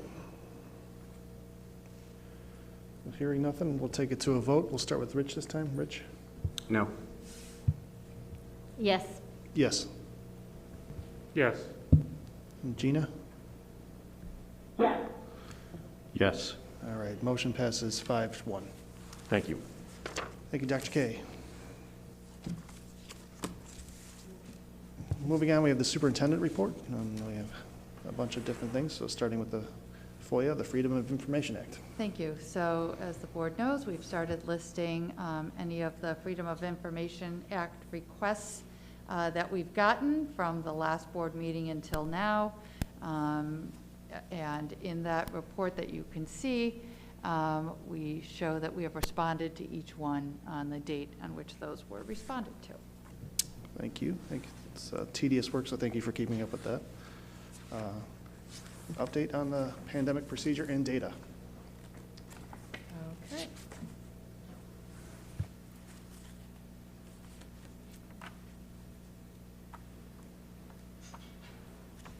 Thank you. Just some information on adjustments that we've made to procedures as we've gotten updated information. We're very grateful to our families and the partnership that we have between families and staff as we continue to adjust during the pandemic. We did get updated guidance from the Illinois Department of Public Health on January 11th. Some of that guidance was taken down and then updated on the 13th of January, so we've made some adjustments based on that guidance. So just to show you some examples, Today we'll talk a little bit about updates to our dashboard that is online, some information about our shield testing, and some general procedure updates that we have made. This is the daily dashboard that's been added to our dashboard. So this is a screenshot from about a week ago. But basically this dashboard gets updated pretty much every 5 minutes, so pretty close to real time. And what this shows in the column under active positive cases, student. So those are students that we are aware of are positive for COVID-19 at that moment. We do list them by school. Again, I think this is from like last Tuesday. And you'll see, as we saw, even outside of our school, we had quite a spike in cases for the first couple weeks back from school. The column next to that is active positive cases of staff, again, broken down by building and totaled at the bottom. And then the next column is called active excluded cases per student. So this number includes those positive cases plus any close contacts, whether identified at home or at school, plus symptomatic individuals who were required to be excluded from school at that time. Again, some of those determined by families, some determined by schools. So if you look at the bottom of that column, at that moment in time, there were 394 students. 176 of them were the positive case students. And the same in the far right column were the active excluded cases for staff at that time. Those included the positive cases as well as any others in those categories at that time. This is a screenshot of the week of January 2nd through the 8th, just the weekly screenshot that we've been providing, again showing the number of positive cases per school, by student or by staff. And these are the charts that I think are really helpful. They're really helpful for me in that they show a trend over time. And so this shows the whole current school year. Positive cases for students in the darker blue line on top, positive cases for staff in the lighter blue line. This is the weekly number. And so you'll see there when we hit January 1st and January 8th where we saw a spike, especially in our students when we returned to school. Again, this is updated again on the website for the week that we just finished. This is a screenshot from last week. In terms of shield testing, when I put this together last week, we had about 1,750 just over enrolled in the shield testing. 1,615 of those were students. That's about 30% of our student population. We had 90, right when we came back from winter break, we had 90 students unenroll, but we had 180 enroll. So an additional 90 overall. And we continued to see students enrolling the following week as well. We did need to put an end date on enrolling of Tuesday, February 1st. Because from a personnel perspective, we're really struggling keeping up with the changes. Originally, when we put the shield test information out to families, we let them know they could enroll, they could unenroll, but that we wouldn't want people to keep going back and forth. We have had some of that happening, which we understand with the Omicron variant. Some people who had unenrolled wanted to get back in, but we need to limit that. It's just become really taxing on our personnel power to get that information updated so quickly. So We're asking families that want to enroll to do that by Tuesday, February 1st. Those students would be enrolled through the end of SHIELD testing, but families could continue to unenroll at any time. From a SHIELD testing dashboard perspective, again, this shows the week of January 3rd through the 7th. At the top, it shows how many students are enrolled in SHIELD testing per school. South looks a little different because we had that Monday off, so they weren't typically getting tested. We did open an opportunity for South and Thomas to come in that Monday if they wanted, but it was a smaller number than we would typically see. And then in the lighter blue, it shows you of those students who participated in SHIELD testing, how many tested positive during that week. Again, that continues to be on our dashboard, as does this, again, another trend over time. This one goes back to October when we started SHIELD testing. Again, in the light blue line, showing the number of positives that were discovered because of SHIELD testing. And again, you'll see that spike after winter break. Again, you can go on our website and see that this week and every week moving forward. And then in terms of the Illinois Department of Public Health updates, we received a health alert on Friday, January 7th. It basically shared with the public what IDPH had planned to do. For example, aligning with CDC and going from 10 days to 5 days. But they hadn't put all their final information out. We did take that health alert as they stated that they were going to do it, and we implemented the 5-day change right away. And then on the 11th, additional documents, just under 100 pages of information that they put out through these various documents that they update for us. So we did review those and make our adjustments. Some of the adjustments that we made based on that update, again, we moved to an exclusion of 5 days minimum with a maximum of 10 days. Now that's how it's stated in the Illinois Department of Public Health, 5 days minimum with a maximum of 10 days. On days 6 through 10, the Illinois Department of Public Health informed us that we must include 6-foot distancing when masks are removed. So when someone returns after day 5, they still have to maintain 6-foot distancing through day 10 when they remove masks. People who return after day 5 may participate in extracurriculars, except for competitions and performances. So if somebody comes back after day 5, they can go to their practices, whether it's a sport team, whether it's a performance group.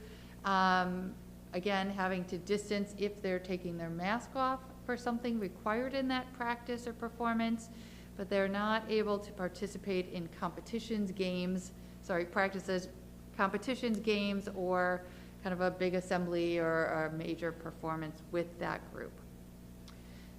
Something different kind of on the other way for us this time with the new guidance is that staff members must be excluded as close contacts if they do not have the primary vaccination and the booster. It used to be they just had to have the primary vaccination. Now the booster must be had by staff, or they are considered close contacts and could be excluded for the minimum of 5 days. Anyone who is not able to wear a mask or distance must be excluded for 10 days. So some examples of that might be some of our preschool children or some other unique individual situations. There are, every time we get guidance, and we really like when it makes things so kids can come back to school faster, but every one of these isn't that simple. Everyone has numerous variations that our school nurses, our contact tracers, and our administrators have to be very familiarized with. So we try to highlight here kind of the simple things, but every single time there's updated guidance, there's additional variations that our staff has to learn about, be aware of, and communicate with families about. So It does increase their workload so that the board is aware they're doing an amazing job, but it is, again, continues to get more complex for them. And some celebrations. We opened school right after winter break, but as you heard in some of the presentations, there were days that we had well over 30 unfilled absences. So there were absences that we were able to fill, and then 30 more over the first week and a half or so that were unfilled, and that's where we were going back to that all hands on deck. That's where teachers were covering additional classes. Staff changed roles at a moment's notice. So a certified teacher that maybe was working with our multilingual population wasn't able to see those kids because they went to cover a classroom. So our staff would come in that morning and we would say, I'm sorry, I need you to go here or you to go there. And often they'd say, how else do you need me to help? So that we could keep school open. Administrators at the building level, at the district level, covered classes, jumped onto the academy class. We saw a huge spike in academy attendance because we saw a huge spike in students who were positive or being excluded. So we added several, in addition to academy substitutes, several administrators to make those class sizes continue to be more typical for our students. School nurses spoke with hundreds of people about individual needs. Again, it's not as cut and dry as I put here on a summary, and so they had to have many individual conversations about individual students and could they return on day 5, yes or no, and why not. So they were very busy. The big celebration, most important thing is our teachers are teaching and our students are learning, and appreciate all of the work that's been going on behind the scenes so that reason that we're here could continue even during this most difficult of times. We again appreciate so many parents calling and communicating with their school nurse and with their teachers and sharing information so that we can all work through this together. It has definitely been an all hands on deck. Our parents, our staff, our students, everybody contributing so we could get through those very difficult first couple of weeks of January. We are seeing, now this is kind of a weird thing to say, we're seeing that close contacts in school are limited. So even with the huge spike in cases, what the health department, so if this had been, prior to winter break, the health department would have been saying, you have huge outbreaks, right? And you need to be sending classes or grades or whatever home.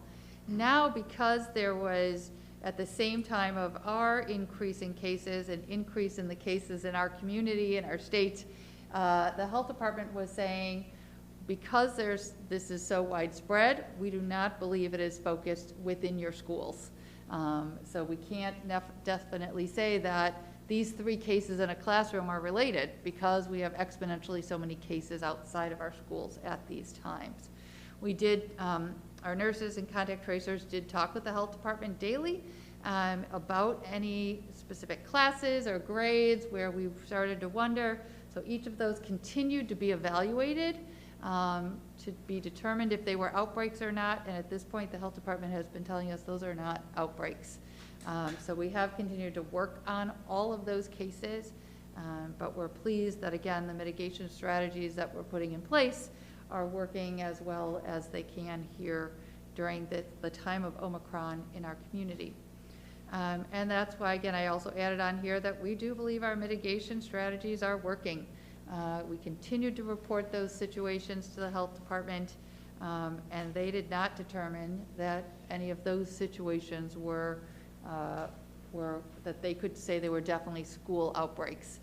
They more felt they were just part of what's going on in our area and throughout our state. So that is my report, just some updates so the board is aware of where we're at. Any questions? Mr. President, Dr. Bynum, I want to reiterate the celebrations for sure. Like, this has been coming back from break, and we're thinking we're going to be flying and zooming into 2022 in a very different way, but it was deja vu a little bit. And for our staff and our students, our administrators, everybody, like all hands on deck, that was really remarkable again to see after all this time that we've gone through and the fatigue that set in. I also want to say Dr. Bynum and I were sitting in an Arlington Heights Council PTA meeting, and just to see how hard the parents are all working to make all this happen in District 25. So just truly remarkable. And the nurses throughout who've been just kindly picking up the phone, and Omicron caused some anxiety for families and the hundreds of calls that they made. So truly remarkable, hands on deck for District 25 again, to really show how much the administration, the team, and all of us care for our students here. Thank you. All right, thank you, Dr. Bine. Moving on to state report card.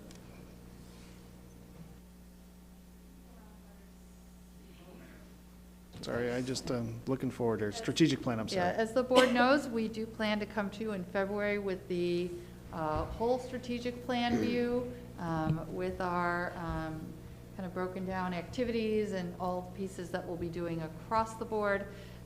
But today we wanted to at least allow Stacy, who's been working with the Stewardship of Resources group, to kind of give you a general update on their group. Thank you. Similar to the other action teams that have reported out, we had a little bit of a smaller action team, but you have the list of members in your board packet. So we had about 13 or 14 members that met twice on Monday, September 13th, again on the 27th, and walked through some discussions and did some brainstorming on the needs to address our action team goal related to making sure our facilities are up to date and maintained, and making sure resources are allocated equitably throughout the district. So ultimately, our committee came up with 4 objectives. The committee strongly recommended that at this point, the debt service extension base continues to get used to fund capital projects. That 20-cent levy has been in place at this point for 6 years, and just to continue to use those dollars to make sure that we don't let our buildings get behind in deferred maintenance, and then find ourselves in a position that we are looking at a very large investment in facilities. As the board's aware, we get a 10-year life safety survey, so our next one would be due in 2025. So again, that was the committee's first recommendation. We also talked a lot about, because not knowing the objectives of the other committees that could have a financial impact, we talked about making sure as we look at those things, as the team looks at those things, that our investments that we make are future focused, not just replacing what we have. So when we look at technology, don't automatically just replace everything one-to-one, but look at, is it making, is it future focused? Is it what we need for the next 5 years, not just for today? The same thing with building improvements and our furniture. The third thing was to consider the return on investment when making our financial decisions. So again, making sure that the cost investment that we're making produces the academic impact that we want. Making sure that we know what experiences kids are getting, or what experiences they may be losing. Talked a lot about making sure that the staff in the buildings, the teachers, feel that they get to provide input, and that they support the decisions being made, and that they feel supported by the decisions being made. And that we look at the initial investment versus the long-term costs. So not just focusing on here's what it costs us today, but what does it cost us in the long run. And then finally, to make sure we're allocating resources to continue to allow for diversity and opportunities to address the spectrum of all student needs. So not just focusing on the low achievers, but also focusing on the high achievers, some of the examples that we discussed. Again, we all met together and shared all of our strategic action team large objectives on November 30th. And as Dr. Bine said, we'll be bringing further information to the board in the next few months, and we will start working as a staff then to dig deeper into these specific items and come up with measurable goals assigned to these objectives. Yeah, thank you, Stacy.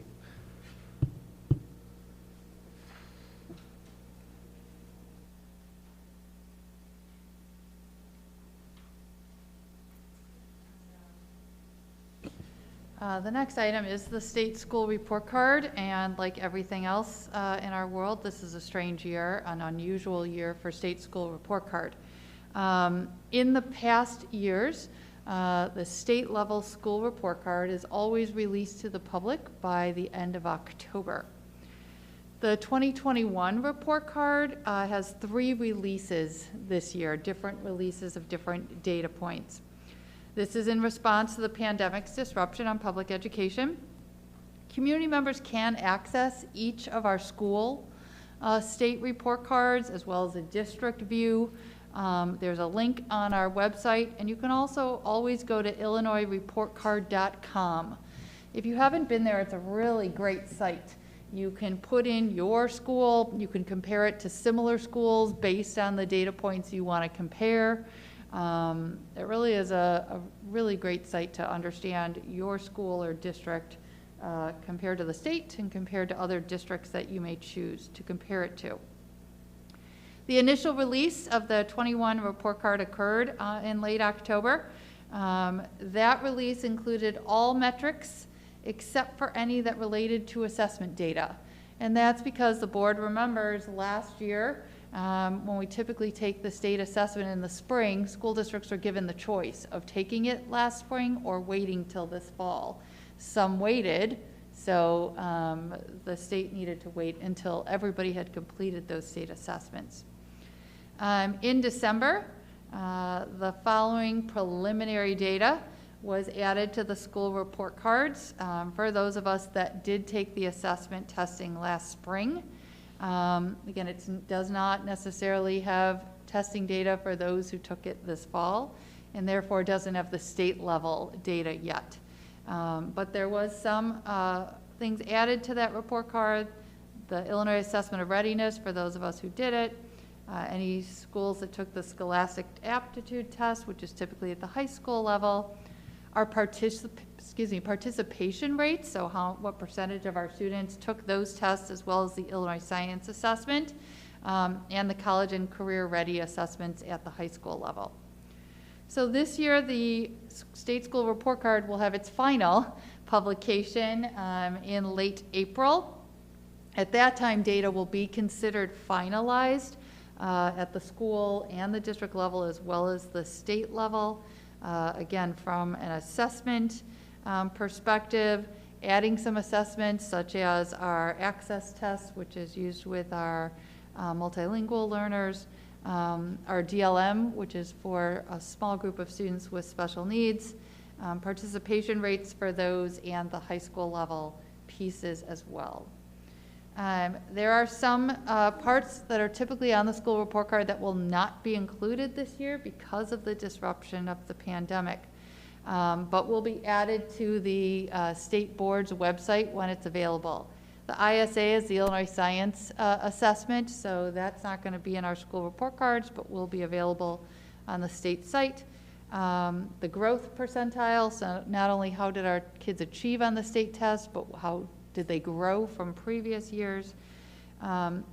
Typically, every school gets a summative designation, something like exceeds, meets, et cetera, commendable. We did not get summative designations. Actually, last year they took the prior year and just defaulted. This year they're not assigning summative designations. And then information from the kindergarten assessment, the kids test that is done, will not be available either. But other things that are on this school report card already are things such as enrollment demographics, financial aspects for the district, and I believe even the state part is there. And then a part that's just been on here for a couple of years is the NAEP, the National Assessment of Educational Progress, at the end of the school report card. That's a national test, and every year some schools are selected. Last year, I think we had a 4th grade group at one school that was selected that is required to participate in that national test so they can get a national view. So what's on the school report card, I know I've given you here District 25's, but that NAEP data is actually for the country or the whole state. It's not specific to District 25. We just are, again, we're selected to have one school of 4th graders participate, but that data doesn't look just at our participation, it looks across the state. So it's a real unusual year, but the data is continuing to build, and we'll have a better sense in April when all of the data is finalized to be able to do some comparisons for you at that time. Thank you, Dr. Bine. Questions, comments? Mr. President. Rich. Yeah, Lori, just a quick question. You know, looking at the timeline of the stats that are coming out, it'll be late 2022 that we get results for a 2021 school year. Do they, is there anything known right now? Will they resume back to a normal schedule, you know, so that by late October we can get, you know, a year's view back, or will we now be almost 2 years behind? Yeah, no, good question. The expectation is it'll be back, so you're right. What we will get in April of 22 is really the 2020-21 school year. By the following October of 22, we should be right back on track with the 21-22 school year.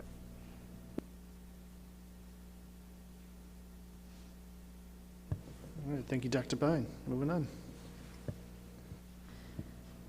First reading of policies, there are many. The press release of 108 is a very large release. There are policies here for the board to review for 6 sections of the policy manual. Thank you to Lana. At the beginning, you'll see she always does an overview that gives you a summary. And then she also highlights on every single policy, things in red, things in green. So it is easy for you to see those changes, but it is a lot to review. So please let us know if you have questions when you've had a chance to go through those in detail. And also after that is just the first reading of the 5-year review. I think there's only 2 policies that are included in that one. So if you want to do that one first, you can feel accomplished before moving on to the other. Mr. President, I have a quick question about policies. Dr. Bine, I believe we have a standing policy that should be coming back to us for a second reading. Is that correct? Yeah, I think that's from section 5. I don't know if that one's in here yet. Otherwise, I know that I've looked at it and it'll be coming back soon. Okay, thank you. Mr. President, just a quick comment for my colleagues. I know IASB has a webinar they put out on Press 108. So you just wanted to mention that in case you find that helpful in reviewing the info. Thank you. And just, you know, Lana does attend those always so that she has that detailed information when she puts these together for the board as well. Thank you, Lana. Sounds good. Let's move on to board meeting dates, and this is an action, so we need a motion. That may take some work because I left blanks on this motion depending on which date the board would choose. So you may want to review that attachment before you make that motion. All right, let's table that motion then for now. And so what I've provided, the board remembers when we approved the dates for board meetings, I think we do it in April for the following year. And when we did it last April for this current school year, there was one change that we had made at the time through board discussion. And now it's come back for the board to consider. at the last meeting, I think members asked for us to bring these back to you to consider so that board members could attend District 214 meetings. There are some that do overlap. I believe that it is moving forward for the rest of this school year. There are, what, 1, 2, 3, 4 meetings that overlap with District 214. In March, 2 meetings in April, and 1 meeting in May. And so what we've provided on the attachment for the board discussion is if you, for example, looking at the March 17th meeting, if you wanted to change that, we've given you 2 suggested dates, and then just listed for you what school events are going on that date, so you're aware. So from our thought, then the board would talk about each of these, see if they wanted to pick one of the others, and that would kind of go in this blank on the motion. Mm-hmm. Makes sense. Well, how do we feel? Anything that's Mr. President, clearing? So in looking at this, I know one of the longstanding traditions have been not to interfere also with the, like with the other activities within the district. Mm-hmm. So looking at the work that's been laid out here, I'd almost recommend that we just look at the April 7th date and the May 26th date, as those show, potential options. And I know we can look at other dates and all those type of things, but those are probably within the same week. And there seems, at this point, there appears to be no conflict within the district. April 5th and May 23rd. For those items. The others are more of, there's a conflict and, we can't meet all needs. Mm-hmm. And knowing that, I think next year we're going to look at, maybe aligning a little bit better. Yeah, it makes sense. 2 out of 4, 50% isn't bad. With that April 5th, I think you're referring to, there's no conflicts, and then the May 23rd, no conflicts there. So April and May, to Rich's point, would be the 2 dates that we would change. Is that, if that works for you? I'm seeing a lot of nods. That's a good middle way to go. Yeah. Yeah. So yeah, so then if someone wants to make that motion and talk about changing the April 7th to April 5th and the May 26th to May 23rd, that would be the motion the board could then vote on. Mr. President. All right, Anisha, give it a shot. I recommend that the Board of Education change the following, the following 2021-2022 board meeting dates so that District 25 board members may attend District 214 board meetings, which are currently scheduled on the same dates.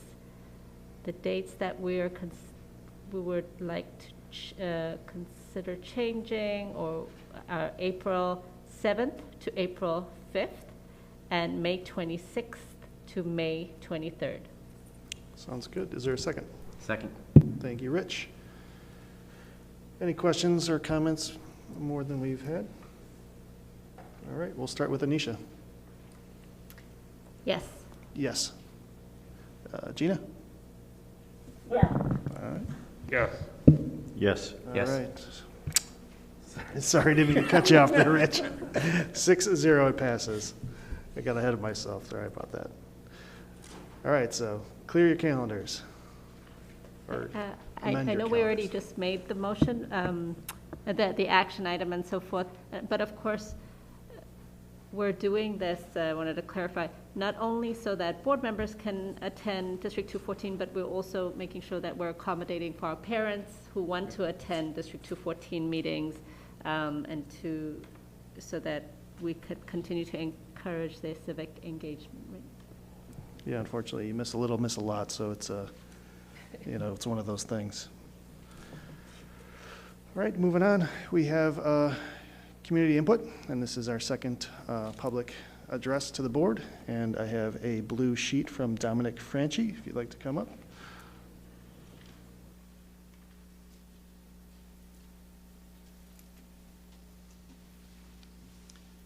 Before my time starts, I was just curious, what are the rules for speaking, language and swearing and whatever? Yeah, I could read this whole long thing, it's just... Can I swear? No. Okay, just wanted to know.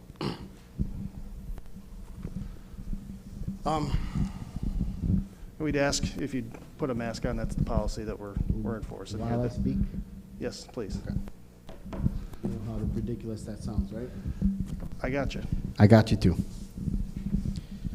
All right. So I was late tonight. I was working. I've wanted to come here and speak many times, but I haven't because I got a crazy life. 3 daughters, 10, 8, and 5 in the district. I made some notes while I was sitting here. I'm a little nervous. I don't do public speaking. I know that most of what I'm going to say is going to fall on deaf ears tonight, but I just wanted to go on the record and address the board and anybody else that might be listening. I don't celebrate the things that you celebrate tonight. I don't celebrate the BS narrative that's being pushed on everybody in this community, the lies. This is not okay with me. I'm pissed, really pissed. And the tone of this meeting is happy-go-lucky and boring as it is ridiculous. You know how many pissed off parents there are like me that don't stand up and speak? And this is my first time.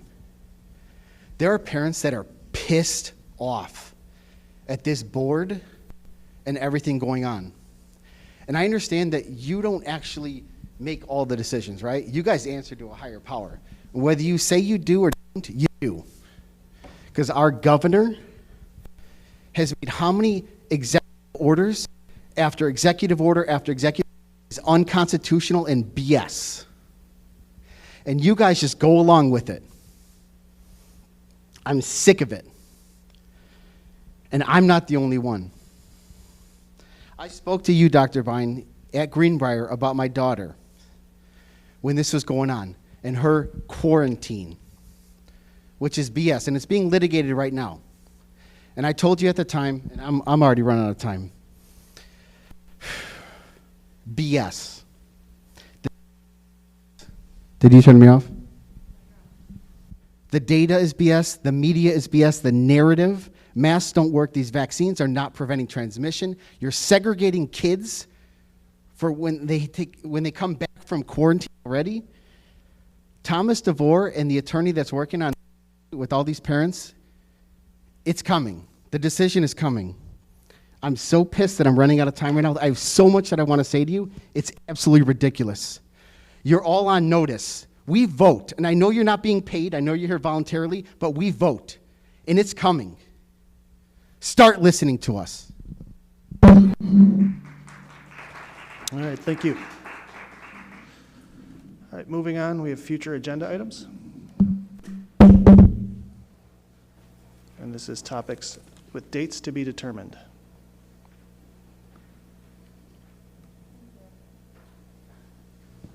So that list is there for you.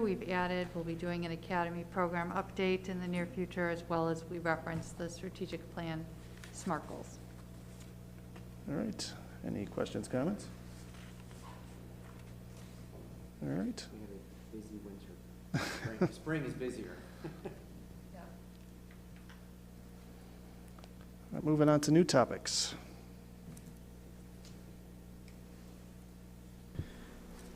Mr. President. Yes, Rich. Not necessarily a new topic, but just maybe, Lori, if you could comment on something. I know we touched on this back in, I think, August or September, but for some reason it keeps coming up regarding the academy, Motor Academy. And not necessarily on a future topic, hopefully you can just comment on this.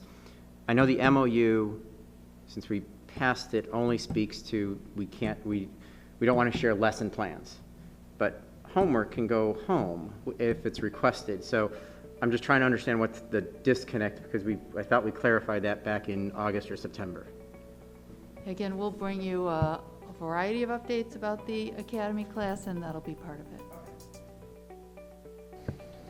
All right, any other new topics? All right, hearing none, we're going to adjourn back into closed session and finish up some stuff we didn't get done beforehand. So I need a motion to adjourn to go into closed session. Mr. President, Yes, Rich. I move that we adjourn to closed session to continue our discussions. Thank you. Do I have a second? Second. Thank you, Greg. All in favor? Aye. All right, we are in closed session. Thank you.